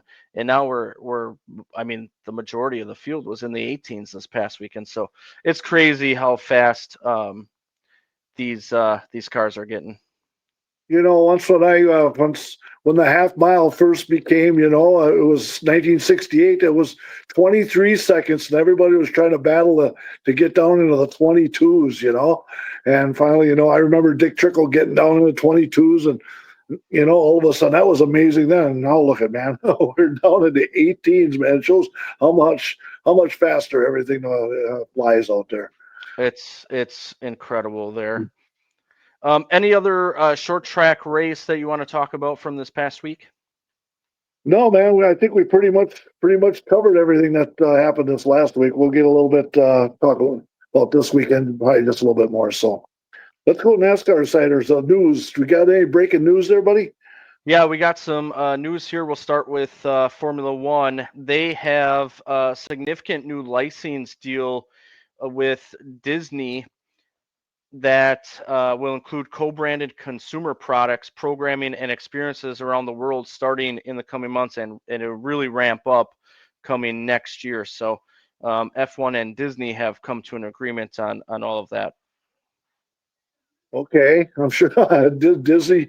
Hey, didn't they used to have a racetrack at Disney World? They raced back in long time ago, but there was a racetrack there. They started the season usually. So, hey, Disney, put your track back together and maybe run around Disney World, huh? Heck yeah, let's do it. I'm gonna come back to IndyCar because, quite frankly, there is a lot of news in IndyCar. So I'm gonna actually do that last. So I'm gonna move on to the Xfinity series here. Austin Dillon is gonna race the Xfinity race this weekend at Charlotte in the number 3 car. It's part of a deal with Boot Barn that is content focused and will include the Xfinity Primary and a Cup Primary scheme at Mexico City. You know, he's a past champion in that series, so and he hasn't put many laps in since he's gone. So it's good to see him come back there. We'll see what he does at Charlotte this weekend, huh? Yeah, I think he'll be a factor for sure in a RCR Xfinity car. Yeah, Right. I think that'll be a good showing for them. Yep. The first 2 parts of Earnhardt, which is the series that's coming out on Amazon Prime Video, premiere tomorrow, May 22nd. The next 2 parts will premiere May 29th. So they're releasing half tomorrow, half next Thursday. Something that it's already in my watch list. I've added it to my mom's watch list so she can easily find it. Heck, if you need help with Amazon Prime, I'll add it to your watch list too, Mark. I'm going to get it, because hey, there's a 30-day free trial, and so for the fans that don't have Prime, there's a free 30 days coming up. So, if you time it out just right here at the end of this week, you can get yourself 4 weekends of free racing and find out what Amazon Prime is. So that's the angle that I'm going to go after, man. So, yeah, with this Earnhardt thing, man, you're going to be able to sleep. You're going to be able to sleep tonight. No. I got to look at how long the episodes are. Maybe I should wake up super early and move on with it. But I hear it's good. I tell you what though, I text you about that free trial and I didn't hear back from you. I was a little worried. I've been out of town, busy and all over the place, man. So, but yeah, when I saw the 30-day free trial, well, wow, why not go after it? So, and hey, they even announced today that they says there's going to be no full screen commercials while the green flag is on while they're doing their cup coverage. So that was news breaking today. So cool beans there. Yeah, it actually broke last week that they're committed to only running commercials in a double box. They said that they want to avoid the frustration of being in full commercial and having something on track happen and fans miss it. So that's something they've been committed to and announced it over the last week. And I think that's a good move. Even the double box, you tend to, tune in. You actually probably, honestly, let's test this theory out right now. I tend to pay attention to and listen to at least the commercials that are ongoing while the on track stuff is happening. When it's a normal commercial, I might walk away or not really pay attention or do something else. The double box is probably a lot more effective, and I think Prime Video is on the right track with that. When you think of it that way, that's true, man. You hang around the TV because the race is still on. Otherwise, yeah, you're going to run and go do this or do that. You got 2 minutes to go mess around and then get back to the race. So yeah, maybe there is something about exposure and half a screen TV. So it's come a long way. And Fox or NBC did that for parts last year, didn't they? Didn't they announce there was like a couple race stretch where they did that as well? So they tested the waters with it. I think it was last year, but I don't know. They never really came back to doing only double box. I thought IndyCar was the first one that I saw it through the IndyCar series. I think IndyCar did it as well, but I thought NBC or Fox. I think it may have been NBC because I think it started with Daytona or Talladega in the fall last year, where they did double box only. It was only for like, it was either one race, two races, or three races, somewhere in between there. I remember them testing the waters with that just a little bit. But back in the day, man, as soon as commercial, every time you came back, all of a sudden there's a car all just absolutely pummeled, and then you'd have to get a replay from it. But yeah, more times than not, when you came back from commercial, there was already an incident that happened. Yeah. So yeah, we're doing that double box thing. I'm a fan of it, man. Yeah. There was a penalty announced. Chris Buescher was docked 60 points. Crew chief Scott Graves suspended for 2 races, $75,000 fine to the team for a front bumper cover violation found at the R&D center after Kansas. The rule that the Buescher team apparently broke, even though they are appealing, by the way, is the front fascia may be strengthened on the inner surface with bonded on non-metallic materials in the area contacting the bumper foam and up to 2 inches further in all directions. So that's the rule that is in question here. They are appealing it, but they did not ask for a deferral of the suspension for crew chief Scott Graves, so he could still miss this weekend. Oh, yeah. So, when this came out, it came out on Thursday. A lot of people were saying, well, that sure was a late kind of penalty. But yeah, if they picked it up over at the R&D center, that would be the delay on that penalty. Yep. Chase Elliott and Justin Haley have swapped rear tire changers. They're both Hendrick crews, and Justin Haley, we've heard this a few times with him now this year with Hendrick and Haley's crew. Kelvin Teague, who was the rear changer for Larson before the swap earlier this year, is now with Elliott. Chad Averett moves to the Haley car as the rear changer, so a little bit of swapping there. So more swapping for Haley, man. He can't catch a break and catch, a complete team that's actually committed to that team. Yeah, there's a lot of moving parts with that 7 team. Hard to get consistency there when you're getting a crew from a different team, but some of these teams have to do that. But you would think that would be more to enhance the 9 car than it would be to help the 7. You would think. Absolutely. Hendrick is going to look out for them first, but as far as Haley goes, it's hard to get that consistency, but they have to do that. And you're right, it does help the Hendrick team so they can move parts around and find the best team while also helping, and I'm sure they get paid for it. So there's a benefit to them too. But yeah, some swapping going on. Without a win, Elliott's top guy with the most points, but it sure don't seem that way. He doesn't seem to be very relevant, does it? He's not always up in the top 5. He's just battling, trying to get in top 10s and not getting good results out of, especially when you're seeing how well Larson and Byron are running. And, even Bowman's stepped up his game, but Elliott just doesn't seem to have the advantage just yet. But they're still tweaking, so they're trying to figure it out. But for the most part, at the end of the day, when you look at the results, all of a sudden they're inside the top 10. They're fairly consistent, which is why he was leading the points for a portion during this year, obviously without having that win. But a lot of talk on radio and social media about Chase Elliott, but when you dive into it, it's not as bad as it appears. But obviously, when you bring up his teammates specifically, like you did, Larson and Byron, they're definitely not on that level.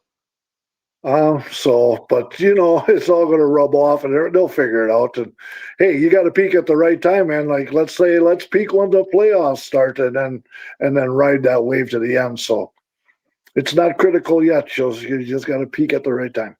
Exactly. Hey, did you see Kyle Busch and Brad Keselowski in that Back to the Future video that they made when it was announced that the championship was going back to Miami next year? I did not see that, sir. Oh my goodness. Hilarious. Go check that out. Brad and Kyle do a phenomenal job with that. And them two couldn't even handle each other, man. Yeah. Obviously, they were a good pairing to choose because they've won championships at Homestead Miami Speedway, excuse me. Sure. So they were the choice for that when it was announced. but very funny. There's been another change, spotter change for Christopher Bell, which was kind of shocking news that came out today.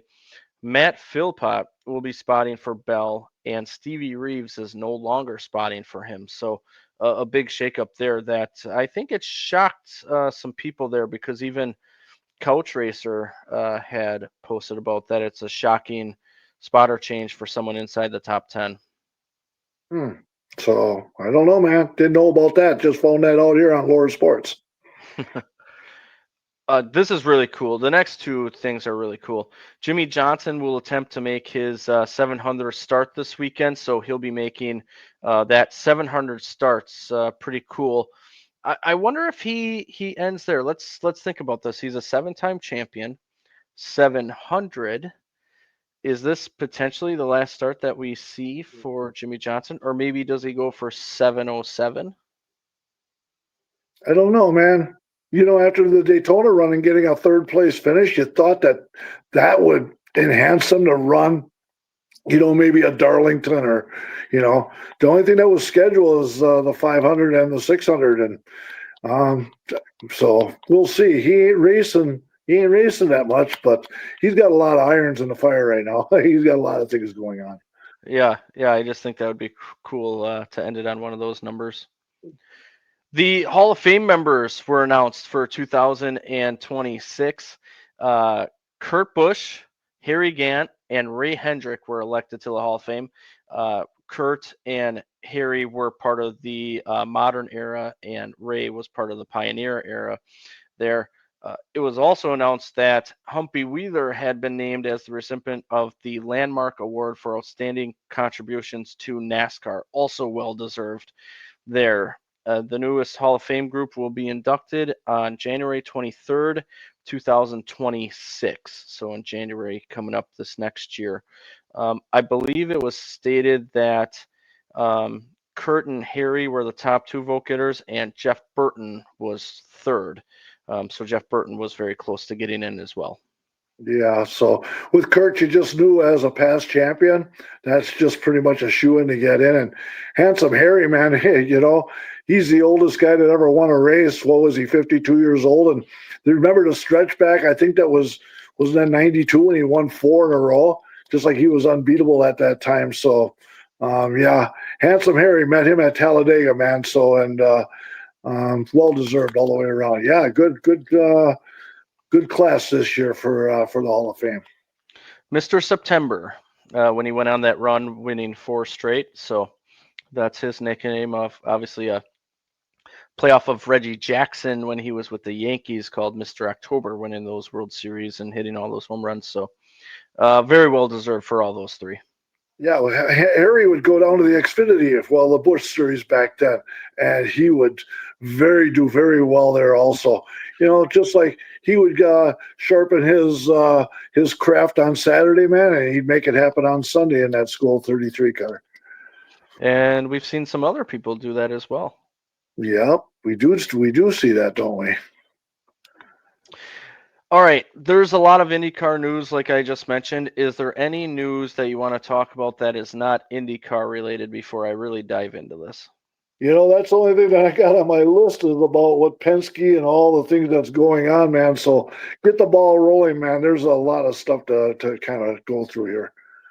All right, so these first two are not related to the big news happening, but Fox Sports, IndyCar, and Meta, which is part of Facebook, have teamed up to make the greatest spectacle in racing, which is the Indy 500, obviously, available to watch live in virtual reality on the MetaQuest headset via the Xstadium app. It's like stadium, but instead of the S, there's an X, for the first time ever. So you can actually watch the Indy 500 on the MetaQuest headset via the Xstadium app for the first time in virtual reality. So I know that may not interest some people watching this, but it is kind of big news because the way technology is going, I mean, we even see it with iRacing, people using the virtual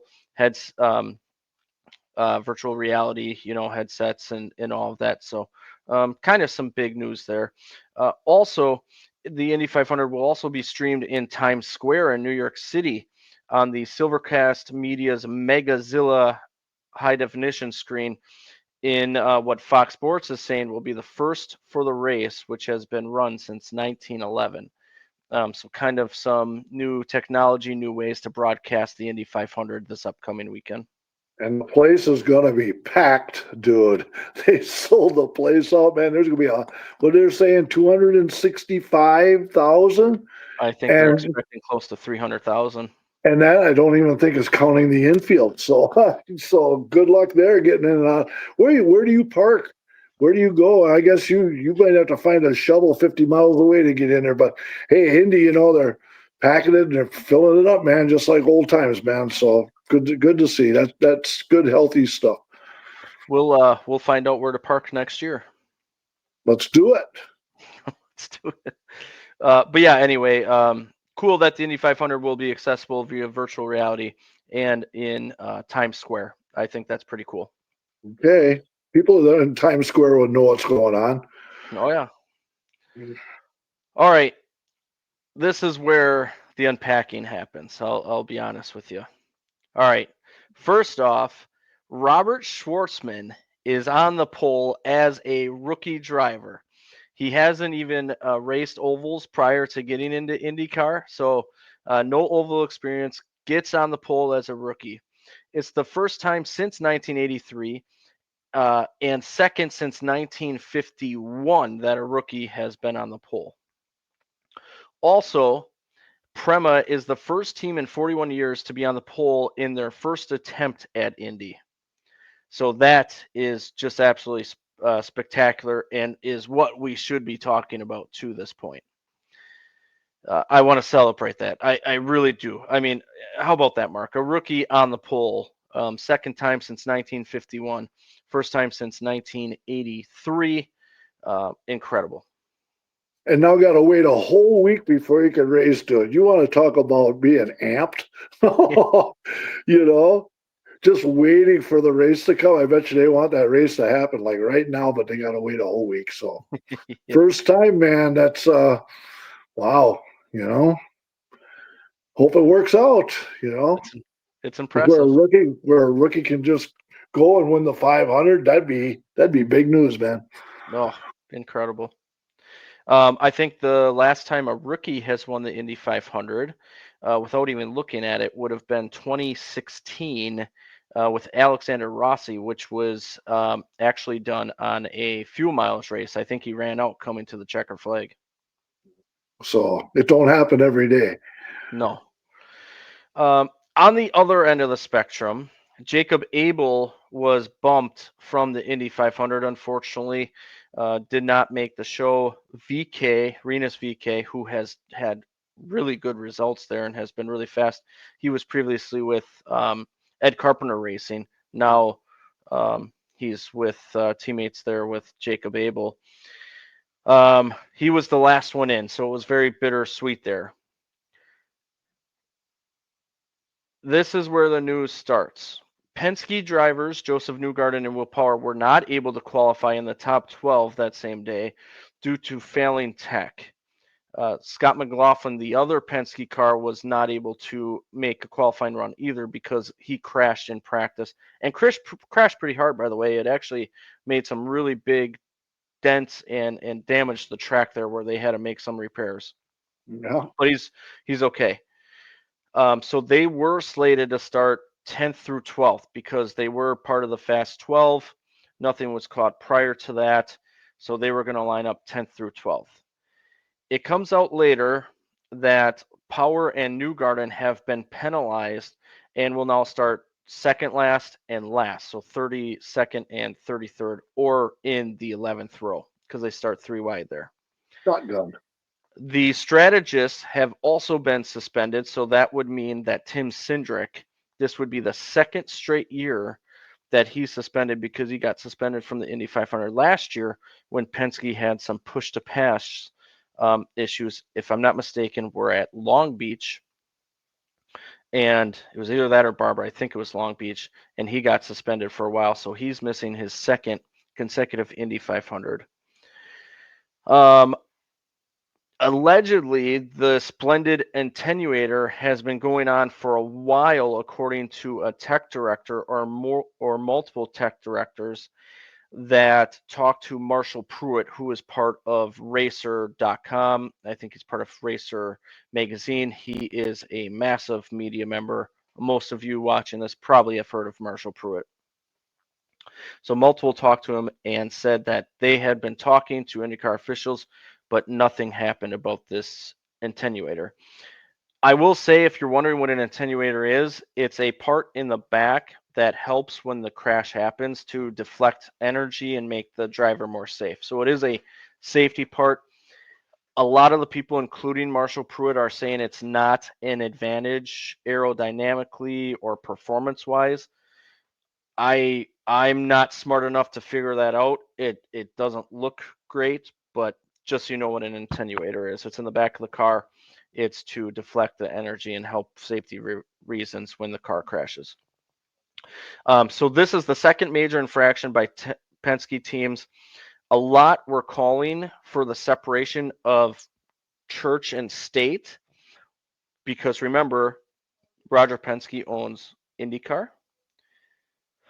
He owns Indianapolis Motor Speedway, and he owns the teams that are involved here. So a lot of people are saying that there should be a third-party tech team to come in and oversee things. You know,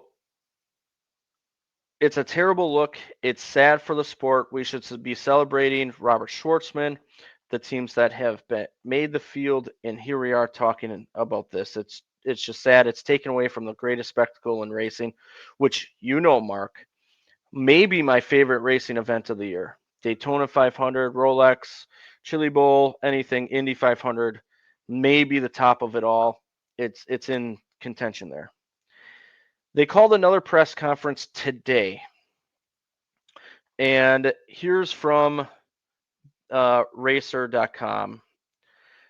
Team Penske has implemented some drastic personnel changes ahead of this Sunday's Indianapolis 500 in the wake of the technical violations found on two of its cars in qualifying last weekend.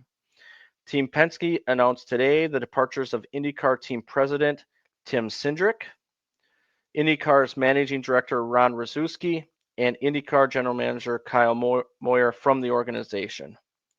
Team Penske will have further announcement this week related to personnel and replacements for this weekend's Indianapolis 500. Roger Penske has stated, "Nothing is more important than the integrity of our sport and our race teams. We have had organizational failures during the last 2 years, and we had to make necessary changes. I apologize to our fans, our partners, and our organization for letting them down." Lot to unpack there. There Wasn't wasn't there a fine, right? $100,000 fine. They've been fined. They've been penalized. Roger Penske also just did an interview before we hopped on here that I was unable to watch prior with Jamie Little with Fox, and it goes into these details as well. I think it's worth watching. I will watch it coming up here when I'm able to. But first off, the penalties, like I said, terrible look when you own the series, the track, and the teams. I will say this, though.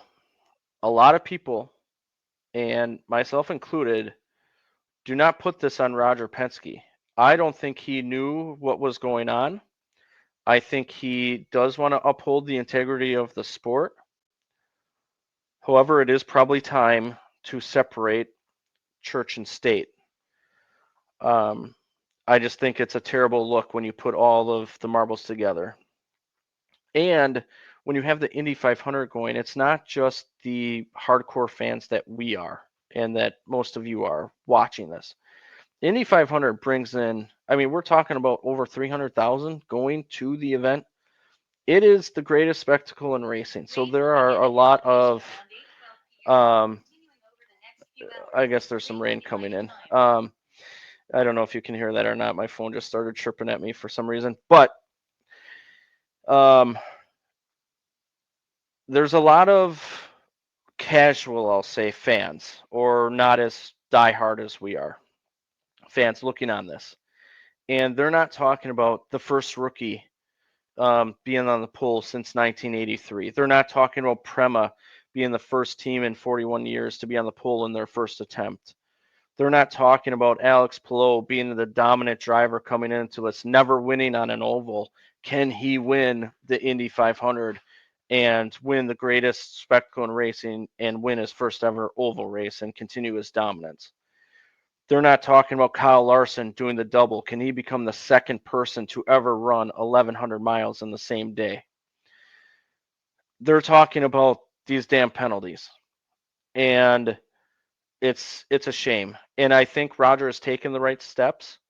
I was surprised to see this announcement coming down that they're doing all this. I also think, right or wrong, Tim Cindric has also obviously been one that has been let go. What does that hold for the future of Austin Cindric, a Team Penske NASCAR driver who has won a race and has shown speed, promise? What does that hold for him going forward as a Penske driver? Does it matter? Does it not matter? This just it can't happen. I'll go further into this. Marshall Pruitt, which incredible coverage. I don't know that I would have done this.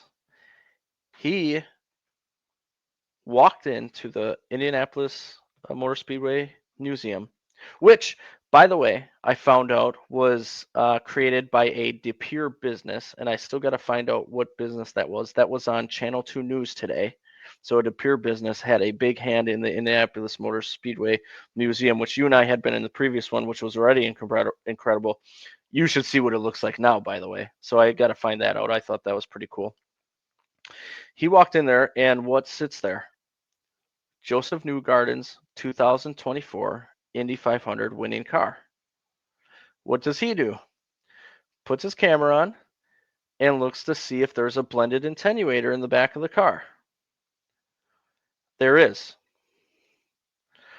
They have announced that they're not going to do anything about 2024. First off, I don't think that's right to do because there should be limitations on that. And if it was missed, it was missed, regardless, right or wrong. Second off, I don't think Pato O'Ward, who I'm a fan of, should win his first Indy 500 a year later, not go through all the steps. I think that's wrong. Now, if they would have found it in post-race tech, okay, that's one thing. It's unfortunate, but you can't go back a year later. Yeah. So he goes back and says, in fairness, this is on the part. I don't know if this was added to the car after. I don't know if it was on the car during the race. He takes it a step further. This guy was great I am a full-time follower of this Marshall Pruitt. Now, I have been for a long time, but I'm really going to start paying attention to his stuff. So kudos to you, Marshall. He finds a photo on IndyCar's website of Joseph Newgarden getting out of the car. He blows it up, and the attenuator is blended on the car sitting on the track as Joseph is getting out of it. So it was missed, right or wrong. So it just gives credence to the rumors that he had been hearing, or the team directors saying that it's been going on for a while and not. Now, everyone that I've heard has said it's not a performance advantage. But what they're doing is they're putting some kind of glue, some kind of something back there, and they're blending that part. If it doesn't have an advantage, why would you do that? There's got to be a reason. Otherwise, you wouldn't mess with it, right? That's where I'm going with it. But it's a safety deal, man. And that, safety is number one, right? Apparently, it's a safety. That's also true. That's also true. Isn't safety supposed to be number one? Always. 100%. So the part is there for a reason, and it should be ruled as such, but they can't go back to next year. Could you imagine if they went back next year to say, well, how far back can you go start looking at these cars in the museum that are laying there? Just like, yeah, you have to have limitations to that. But yeah, if they didn't find it that year, well then sorry for them, but they found it now. So I bet you they'll look after the race if Penske naturally wins the 500, right? They'll be looking now. It's probably going to be pre-taxed pretty closely here, I would think. I am sure it will be. It's a big story. It's just taken away from what should be the best weekend there. Should be the best weekend. So we'll put that on the back burner when it comes on TV, man. I'm still gonna support it and hope the weather turns out nice for it, and we'll have another awesome 500. And Kyle Larson doing the double is something I hope the weather works out both in Indy and in Charlotte, and we'll talk about that coming up here. Yeah, Larson's wrecked a couple times this week, so he's finding out what the wall tastes like. I'll tell you what, a lot of people are wrecking. Colton Herta, Scott McLaughlin, a lot of veterans of the IndyCar series are saying, and I think that, or they're saying that this car is one of the hardest to drive that they've experienced, and I think it's because, or partly because of the hybrid system. They've never raced the hybrid system at Indy before. I don't know that they've raced it on an oval, but this is the first time at Indy, and where it's located, I think, is throwing them for a little bit of a loop because there's been a lot more wrecks than normal. Is Colton Herta physically able to race this weekend? Yes. Because he looks like he's walking like an old man. That it really took a beating on him. But yeah, that's where the question is he all right? Is he physically all right? He was okay. There was another driver. He seemed okay right away. Colton maybe got out of the car gingerly, but he was back in the car like right after, as soon as they got that other car ready. And I think he put it in the fast 29, so he was guaranteed a spot in the show. I'm trying to think of the other driver that had Marcus Armstrong. He was the one who crashed, and he ended up being brought out of the car on a gurney, and but he got checked, and he was okay. So everything good as far as an injury standpoint. Cars were repaired, so all ready to go on Sunday. I think they have one more practice, final practice, which is called Carb Day, and that will be Friday at 10 a.m. on FS1. So Carb Day, you always hear about that. That'll be the big practice coming up here. Yeah, there's some wicked speeds, man. They've been ripping around there, so probably be more in a race setup probably on Friday. But yeah, these 234s they're laying around the track, man. That's flying around there too. It's crazy. It's crazy to think about. You and I went down to Indianapolis Motor Speedway in 2015 after we watched the Wisconsin versus Duke National Championship. I was thinking about that today, of how I regret not paying to do that IndyCar ride. Remember, I sat there and you were like, we either got to go or you're going to do it. And I still regret to this day not doing it. I know they only let you go a certain speed around that track, but to go in an IndyCar around Indianapolis Motor Speedway would be something you never forget. Yeah, for sure. Yeah, we talked about that. Track was a little on the wet side, but still an awesome place to go kiss the bricks, man, and and go up into the media center and stuff like that. So we got that tour is really something else. Yeah, I'm hearing great things about the museum down there. That they really did a number on that, and so that gives us a reason. So as we're going to races towards the south, we can always stop at Indy and stop back at the museum again. I got to look up to see what company they were talking to. I joined the interview late there. I have to find out who it was. I have here. I'm gonna look that up while we talk more. But Indy 500 is going to be incredible. We got a big racing coming up here, and we'll talk about the schedule coming up here shortly. But moving on here, this is going to be a long one, but there were some races in the short track scene that I was watching. The two North Wilkesboro races with the Cars Tour, the Pro Late Model, and the Late Model Stock. Caden Honeycutt won the Pro Late Model race there at North Wilkesboro, and Landon Lewis won the Late Model Stock race out there for the Cars Tour. Cars Tour, man. They're ripping every week, aren't they? They're all over, and they're putting out a good product too. Yeah, they and they got some good backing with Kevin Harvick, Dale Jr. They were on FS1 with the late model stock race. Um, so they've gotten some good exposure now with it going on.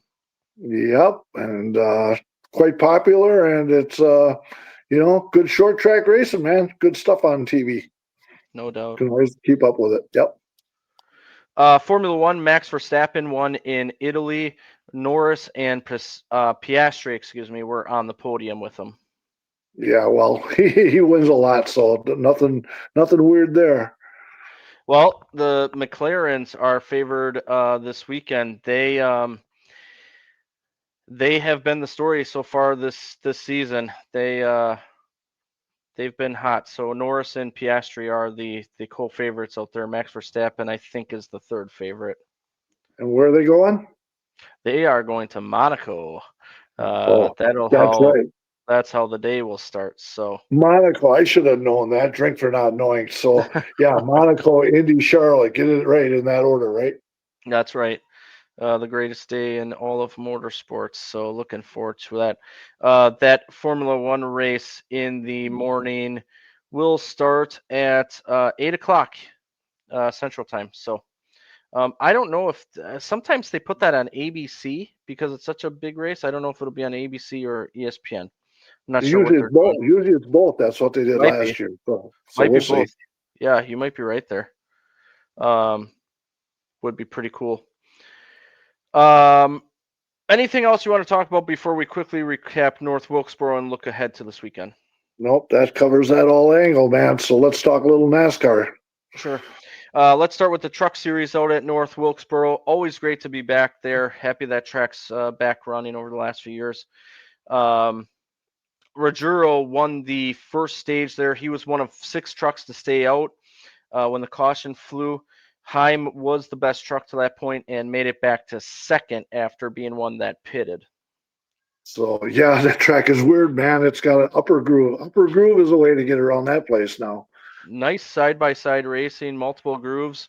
Really provided a great weekend of racing out there. Sometimes 3, sometimes 4 wide, consistent. Enough room just enough elbow room to get her done, man. And quite a sporty racetrack it's turned into. In stage 2, Riggs made contact with Heim on the restart. They've had their fair share of issues. Heim would brush the wall, but ended up saving it a little while after Jones got in the wall with 3 to go after having a tire go down. Enfinger would win it under caution. Unfortunately for Kyle Busch, he was caught speeding here. Yeah, Connor Jones. I thought it almost, I wrote down caution free and then I had to put behind in my notes almost as Connor Jones went into the turn 2 wall. For the final stage there, Tomasi had a tire go down and went into the wall with 39 to go. Heim, Riggs, Cruz, and Rogero stayed out here, which was kind of surprising. Garcia took 2 tires, which I also didn't really understand because he had a good truck all day. Once again, Kyle Busch and also Honeycutt were caught speeding. They would restart with 32 to go, and Chandler Smith would put the bumper to Heim and moves him up the track with 5 to go. But unfortunately, Cruz would go around after contact from Rhodes just as that's happening, and they would rule Heim as the leader as we went into overtime. Yeah, that was just a crazy section that was going on there. So, but yeah, it was unfortunate for the one in the 99 there. Then Friesen got involved with that too, Indy. Yeah. Riggs made contact with Heim there in overtime. Heim would go around. Chandler Smith would be the winner of the race since he got by Riggs before the caution came out. It would be Chandler Smith, Riggs, Ankrum, Hemrick, Enfinger, Majeski, Rogero, Honeycutt, Busch, and Sammy Smith inside the top 10. Heim did go over to Riggs after the race and have some words. So did his crew chief, Scott Cipodelli. Riggs said that he moved him up and gave him 1 lane, kind of similar to what Denny Hamlin has said in the past with Kyle Larson and other drivers.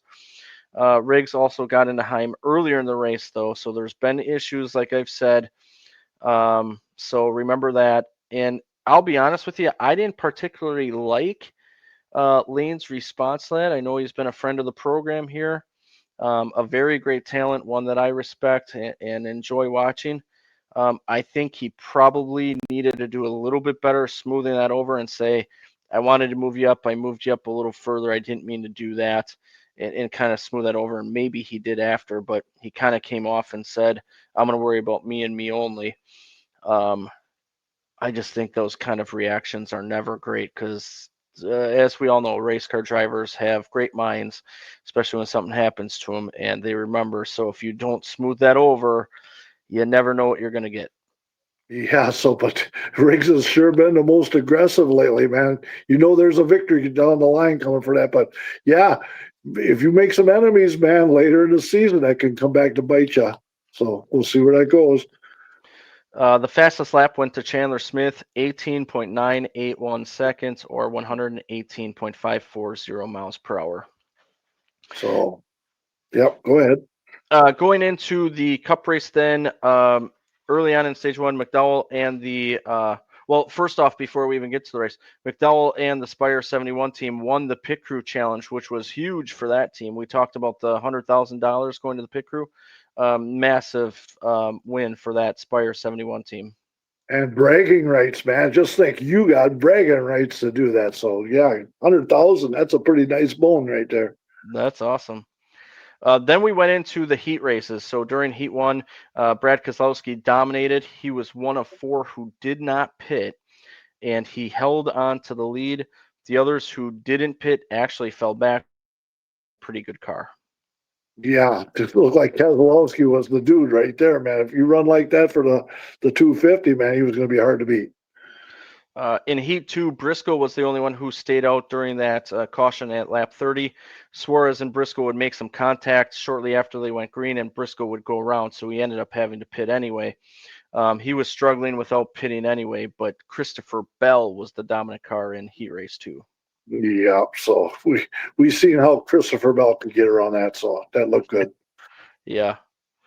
In the Open, then remember the race to get into the All-Star race, SVG dominated early, but McDowell and Herbst would make some contact. Herbst would get into the wall. Priest, who was in second and a transfer spot, hit the choose box, so he had to go to the back. That was super unfortunate for him because he also looked to have a pretty good car. Jones got into gets to Wallace's outside, but Wallace shut the door, and Jones actually got put into the wall there. Jones would repay the favor while they were 3 wide a lap later, though. But it would be Hocevar and Nemechek who would advance to the All-Star race later on, and Noah Gragson won the fan vote once again. Yeah, so I got a bone to pick about that Priest deal. He was way over to the left side, on the inside, and he went through. And a rule is a rule, but he said he couldn't see it. So what did they do? They painted it so that they could see it. And after they painted it, just like, well, there's a problem. Why did you give it back to Priest? Because he didn't see it. That was a head scratcher. I did not understand what that was all about. But FBG, they went and put, go in and go get 4 tires. They were dominating. They came out 6th place and lost his track position and just sunk.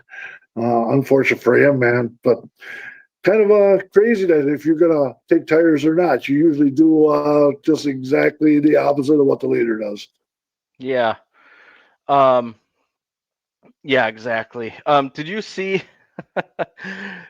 Priest go after the race, and he found a cone somewhere in the garage area, and it wasn't super close, and he made sure to make his point, and he walked down pit road and put it on the inside wall, and he stuck that cone right on that wall. Yeah, that was rather costly, man, and I just and as much that he moved over, it was obvious that he was going to take the inside lane. He just drifted up, and hey, who knows if you're adjusting your belts or, getting ready to go. I mean, you're splitting, you're going to go around, you're going, and you don't realize that it's there. And well, I know a rule's a rule, but I've never been a fan of it being orange, you know, whatever color it is, red, orange. It should be a brighter color so they can actually see it, like maybe white. But unfortunate for him, man. It cost him a lot. Cost him a lot for that. It did. It did. Made him potentially not make the race. Yeah, and then you can go listen to it on the radio or watch it on TV in your hauler when you should actually be out there performing. Yeah. Going to the All-Star race then, Suarez would blow a tire and hit the wall. A little later, Cindric and Chastain would make some contact. They both get damage, and Chastain would spin. And then, I tell you what, this guy needs to catch a break. Keselowski got into the wall with 75 or so to go, as Larson would take 2 under this caution. But Keselowski cannot catch a break right now. He slammed it into the turn 3 wall and broke the toe link, and that was his day, and that's his year, man. He just good to see that they're finding speed, and the 17 and the 60 both look good if they can stay off the penalties. But yeah, at least Keselowski in the 6 has got the speed, but got the worst luck in all the world. Mm-hmm. Michael Waltrip would be chosen to go up into the flag stand. I caught your face there as I was reading. To throw the promoter's caution, and he decided to throw it with 35 to go. He could have waited until 30 to go to throw it, but he chose 35 to go. But then he drops the flag on the track. So there were some issues there. Larson actually got into the wall just before the caution came out as well, and had, I think he had a broken toe link there, definitely was damaged. Under this caution, 5 would stay out, including Logano and Blaney. But Bell and Gregson actually made some contact on pit road, and they would restart with 28 to go. But I see your face there. You got an opinion about the caution with 35 to go, I understand. Yeah, well, you and I were talking the other day, and you were talking about Penske and the Indy side of it, and then I kind of went over to the Logano side of it on the Penske side on there, and and then also when it came to Michael Waltrip being a ham and playing the crowd the way he was, it was already a gimmick enough as it was, and then you put Mikey on there, then he drops the flag, and it's like, okay. I don't know, man. I wasn't a fan of the whole thing. But yeah, Logano sure he got bent out of line. And as for you're going to say who the finish was here afterwards, but it was sour grapes for Logano. And he stayed out. What was it? There was 4 other guys that stayed out. Wasn't it Blaney?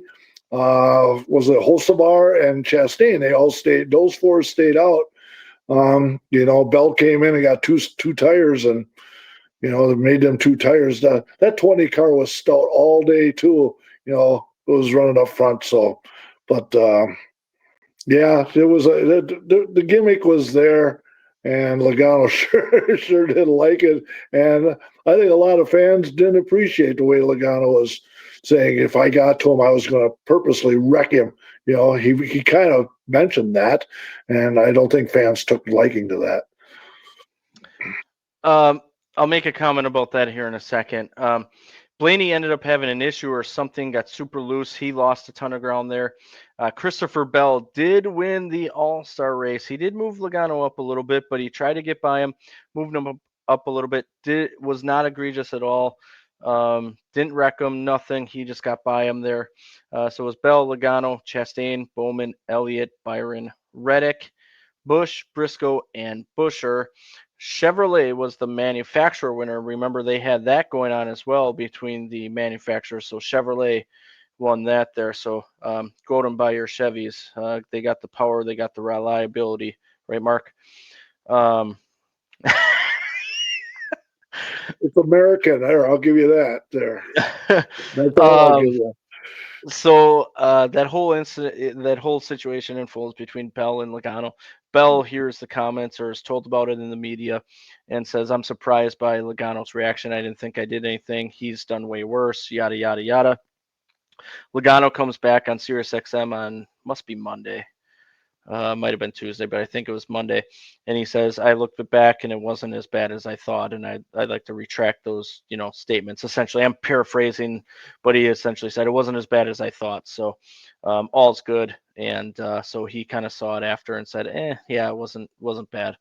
So he kind of retracted on that a little bit, and everything seems to be good heading into Charlotte weekend, man. Still a hard thing to do, man. You get out of the car and there's a camera in your face, right afterwards. And it's right there, and how you're feeling. And, he was honest. He sure didn't like it. Definitely thought he had the best car. But then he said afterwards, well, it took me 7 laps to get the car up and running, and get it going. Kind of hard to pass somebody down low like that, especially when the groove, the upper groove is there. So you drive the guy up. That's a trick in how to set somebody up. And I still believe the fastest car won that race, even though Logano said he had the fastest car, but them 2 tires was just enough difference to pull that out. So well deserved, good race, man. Such a good race. Now everybody's talking that needs to be a points race, and we'll see if NASCAR is listening.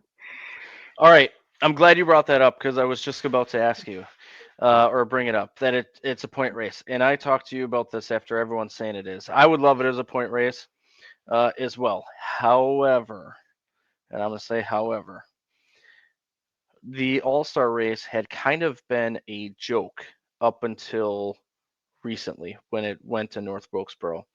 Remember at Bristol. Wasn't a good showing. Charlotte has been what it has been. It has lost its luster. The $1 million in today's day and world just isn't enough. It'd be enough for me. Don't get me wrong. I'll take half of it. I'll take a small portion of it. Be enough for me. But the $1 million for them teams and drivers really doesn't do much. So the whole thing is North Wilkesboro has kind of brought back the prestige of the All-Star race. So if they have a points race, what do you do with the All-Star race? We just brought it back. We have a pretty good schedule elsewhere. So if you bring it as a points race, where does the All-Star race go? That's my question. Does it just go away? Can we just do without it? Does it go somewhere else and perform just as well? I don't know. I don't know if you have any thoughts. I brought that up to you the other day. I just don't know. I would love, it's the best short track. It's put on some great racing in the last few years. There's no doubt about it. Does it deserve to be a point race? Yes, no doubt about it. What happens to the All-Star race then? Take one of the Bristol dates away, man, and put Wilkesboro in there, and then try to figure out how to improve Bristol with the nice red tires and do an exhibition race, all-star race at Bristol. Because Bristol lately has been laying an egg, and maybe you can try to figure out some kind of scheme to try to see how you can enhance Bristol and get that back the way it used to be. We've all agreed that Bristol's kind of laid an egg lately. So why not do an all-star race and have Goodyear do their thing, man, and see how they can try to enhance that place up again. That's my feeling. This is going to sound like a gimmick, maybe. I've heard a lot of people say this on the radio, and I know it's hard to do, but what if we did an all-star race where all 3 series is on the track? Like, what if you took like the top 5 or top 10 from each series and put them on the same track? I don't think you could do it at Bristol. I don't think you could do it at North Wilkesboro. You'd have to do it somewhere like Charlotte, somewhere bigger. What if you did something like that? I kind of like the idea of it. I don't know if it's possible. But I just want to caution people saying this should be a point race and they're all for it, and then be like, okay, that's great. Yes, it deserves it. I'd be a fan of it. But the All-Star race has been, like I said, a joke for the last how many years before it got to North Wilkesboro. So what happens then? Well, right maybe away, Harvick maybe it and goes Boyer, to Bowman Gray. Bowman Gray? I don't know. Harvick and Boyer right away. This has got to be a points race. And Bell said, this is my favorite racetrack. And everybody liked it. Everybody but Logano. Everybody liked it. So, and man, they packed the place. How you like that manual scoreboard, man? I still remember from way back when where you flip the manual scoreboard. Those are always classic. Yeah, manually scoring, and I've seen hand scoring. It's they did it forever, you know. So it's pretty cool to see some of that stuff come back. Yeah. Be a contestant winner so you can actually control the scoreboard. Right? Hey, I'd sign up for that. oh yeah, hell yeah, count me in. All right, man. Let's look ahead to the Coca-Cola 600 here, Charlotte. We got all three series there this weekend. So we got the trucks, Xfinity, and Cup there. Let's make our picks. So for the truck series, I got to go first. I will take Kyle Busch. What? By the way, the defending winner is Nick Sanchez. Why would you take Kyle Busch there, huh? Because he gets around there really well, especially with that 7 truck.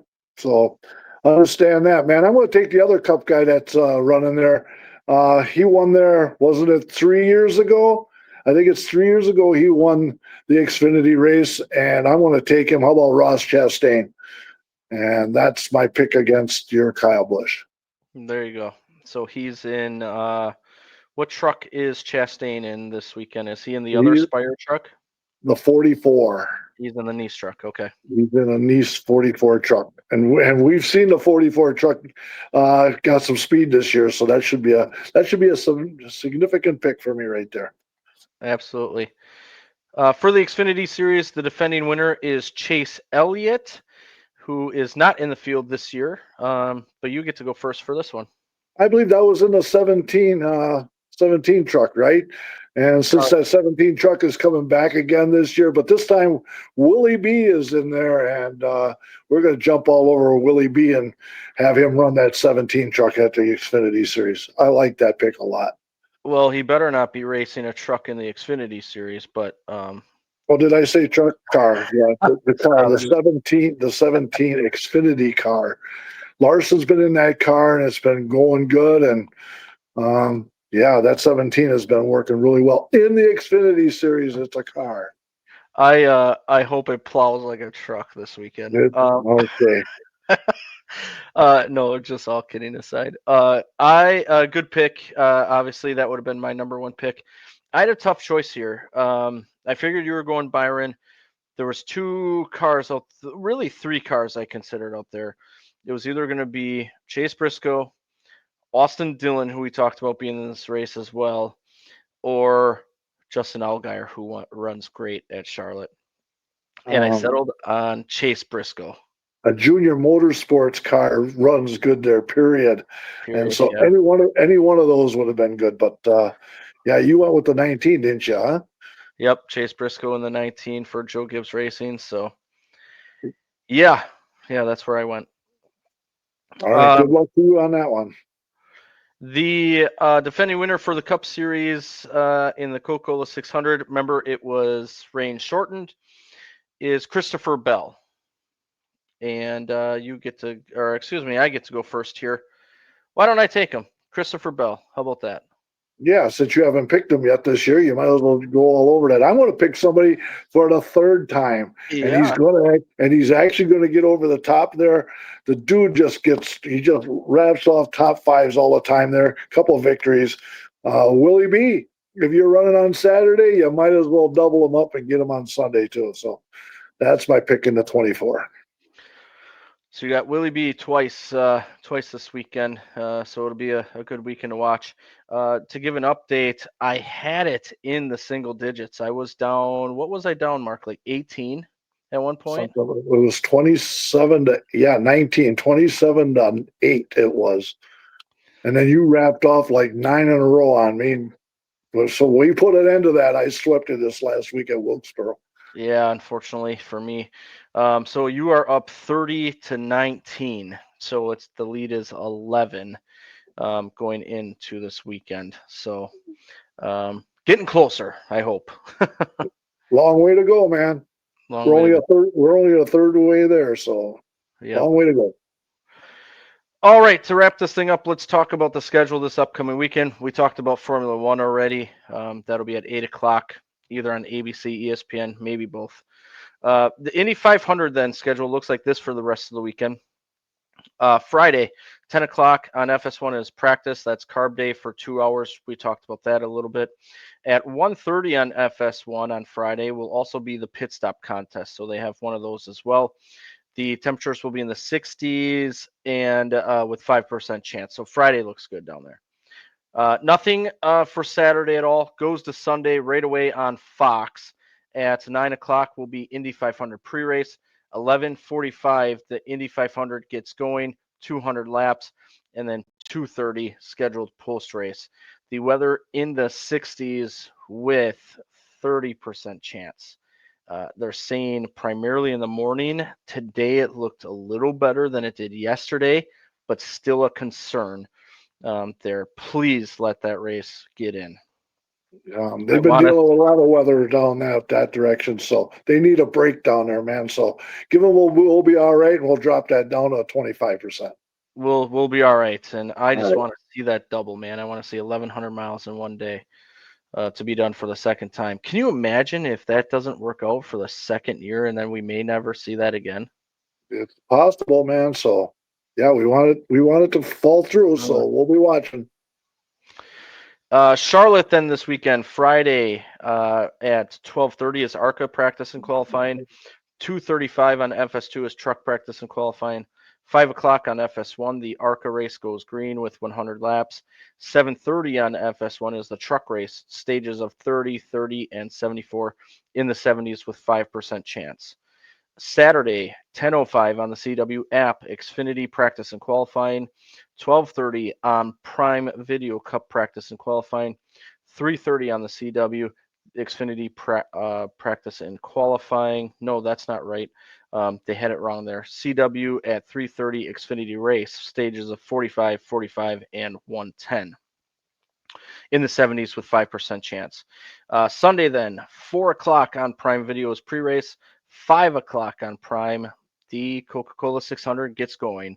Stages of 100, 100, 100, and 100 in the 70s with 35% chance. So Sunday for Indy and the Coca-Cola 600 look iffy. We'll see. Hopefully everything works out. Like I said, I'm going to also give some insight here to Prime Video. Prime Video, like we mentioned, 30-day free trial. It's a very easy, accessible app. You can get it on your phone. You can get it on your TV. A lot of times, if you have a smart TV or a Roku, you'll download the app. You go to Prime Video. It'll make you go on your phone or some other device. You can log in there. The easiest one is to go to your device. You can scan the QR code, or you can log in from your phone, and it links to your phone so it knows you're logged in and keeps you logged in.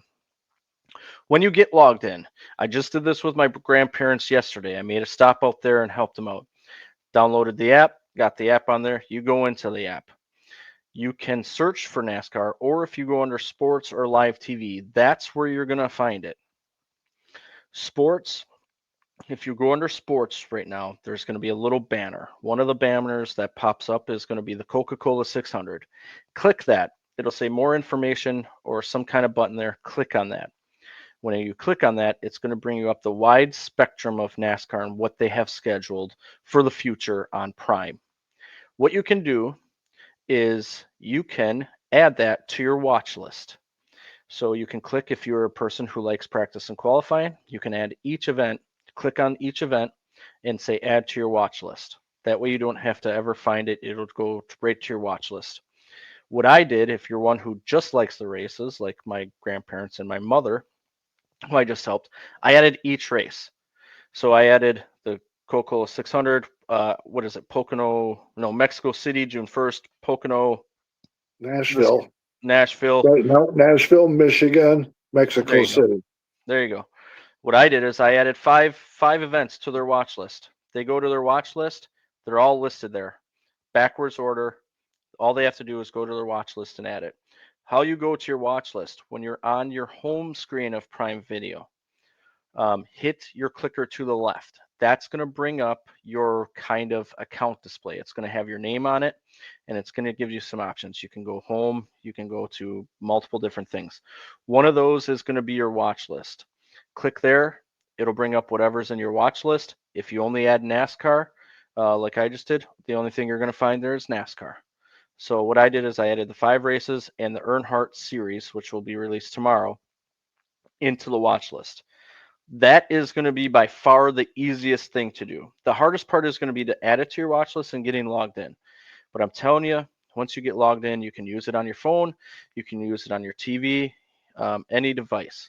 It's pretty simple, but I know some of the people that aren't great with technology are going to struggle with this. So I wanted to make that clear.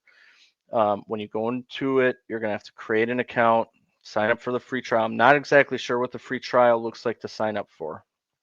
But again, you want to go, once you're logged in, you want to go under sports. It's going to be a banner on the top. It's like home, TV, movies, sports, and live TV right next to each other. Go to sports. There's going to be a scrolling banner. You can even hit down and you can be on the scrolling banner and scroll yourself over to it. Click on that Coca-Cola 600 thing that pops up. It's going to give you the spectrum of NASCAR. Add it to your watch list. You don't even have to bother going through the live TV or sports screens, which quite honestly is going to be easy as well, but it'll be right in your watch list then. So it is fairly easy. I wanted to give out that information out there so it makes it easier for some people. If you're having trouble, you can always reach out. We will try to help. But Mark, maybe that's some good information for you. If you need, Yeah. if you need some help, let me know. I will be, what do you want to say? Out of range, off the range from Friday night to Sunday night. So I know this is getting out late on Wednesday, but let me know if you need any help getting logged in. So let's say, for instance, the Earnhardt deal is coming on tomorrow night. You're going to be at WIR. That puts that show in your library so you can watch it on a Friday or a later date. Yeah, so the thing with Prime is it's very similar to, folks may know, Netflix, Hulu, any of those streaming services that you have, Disney, anything. So if you go on to Prime Video at any time, you don't even have to add it to your watch list if you don't. Once it gets released, it's going to be out there for a long time. So you don't have to click record. You don't have to click anything. I like to add things to my watch list so I don't have to scroll through all the other things that are going on.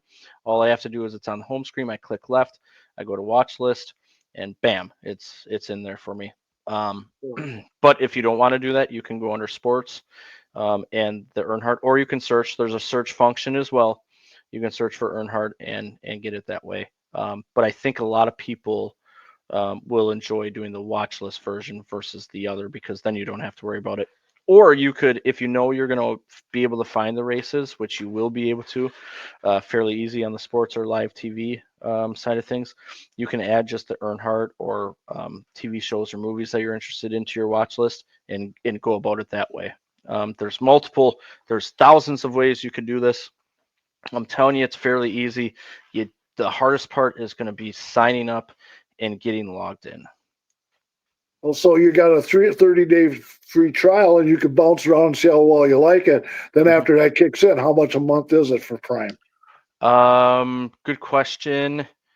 There's different options. I think I pay $14.99 a month for it. The thing with Prime is you're not just signing up for Prime Video. Once you sign up for Prime, you get all of the options that come with Prime shopping and everything. So you're going to get the free 2-day shipping and whatever else that they offer. I don't even know what they all offer, to be honest with you. Everyone likes to shop on, not everyone, a lot of people like to shop on Amazon, so that free shipping is worth it in itself, because you're paying $15 to ship one item usually anyway. So if you can get $15 and you do multiple orders and yada yada yada, plus you get Prime Video, it tends to be worth it for a lot of people. But yeah, so I'm sure you and I will maybe even talk off air here and figure it out for you. But it's fairly simple. The hardest part, and I just experienced this yesterday with my grandparents and my mom, is going to be getting logged in. And they had an account already, so just getting them logged in, they had a hard time understanding. But once you do that part, it's fairly easy after that. All right. Sounds great, man. So if it's free, it's for me, man. So the 30 days, man, I'm going to get set up for it, because there's just no way that I'm going to watch Indy race and then sit here and go, the 600's on and gee, I ain't watching it. I don't remember the last 600. I mean, I think I've watched them all practically, so got to keep that tradition going. For sure. All right, so it's going to be a great opener for the Fox River Racing Club tomorrow night. Hope to see you out there. Come on out. It's going to be a little chilly. Wear your woolies, long underwear, sweatshirts, jackets. It's going to be a great evening of racing. Also, a great weekend of racing here locally. We got Plover on Monday, Slinger Sunday, Jefferson Saturday. A lot of dirt tracks, more racing. Support your local racetracks if you're in the area and are able to this weekend. Also, we got the greatest day of motorsports coming up here on Sunday. Starts with F1, goes into Indy 500 and Coke 600. Hopefully the weather is good for all of that. F1 does race in the rain, so could be okay there if that does happen. But also, we want to end this thing saying Memorial Day is Monday. And Memorial Day is not all about the cookouts. It's not about having fun. It's a day to remember those who gave the ultimate sacrifice. And I'm getting chills just saying this. We will be indebted to those people forever. Truly amazing what they did. We'll never be able to repay them other than remembering them and living the way that they would want us to live. And I hope just everyone realizes that it's Memorial Day. Take a moment, realize why it's Memorial Day, remember those who gave the ultimate sacrifice, and have a great Memorial Day weekend. Great way to say it there, Lauren. Yep, it's a tough weekend for me, man. And I hear that Taps, man, and I just melt, So, yeah, they got the Jefferson Salute the Troops down there. I've been telling people on Facebook, if you have never been saluted down there and honored down at Jefferson for Salute the Troops as a veteran, it's just amazing. You just feel it. You can feel it in the air, the love and being honored, and such a great event that they do down there. So, yep, you're right. You can have your fun, your grilling, and your racing and everything, but in the back of your mind, just remember what this weekend's all about, man. Absolutely. Also want to say that we're thinking about Hank Grishaber's family again over this weekend as well. And then thank you to Andy Monday for coming on. Thank you to Ben and Carrie and Tim with the Corp Racing and Valley Gasket for sponsoring us. It's incredible. Thanks, Mark, to you, man. Appreciate everything that you're doing. Great videos as always. Hopping on here, helping me with this thing as well. So just appreciate everyone. Have a great Memorial Day weekend. Again, remember that it's for the people who gave the ultimate sacrifice. Just think about that. Enjoy your weekend. Have a lot of fun. That's the way they would want it too. So don't forget to do that as well. And hope to see you out at WIR tomorrow night for the FRC opener. And hey, man, we'll talk to you soon. See you at WIR. See ya.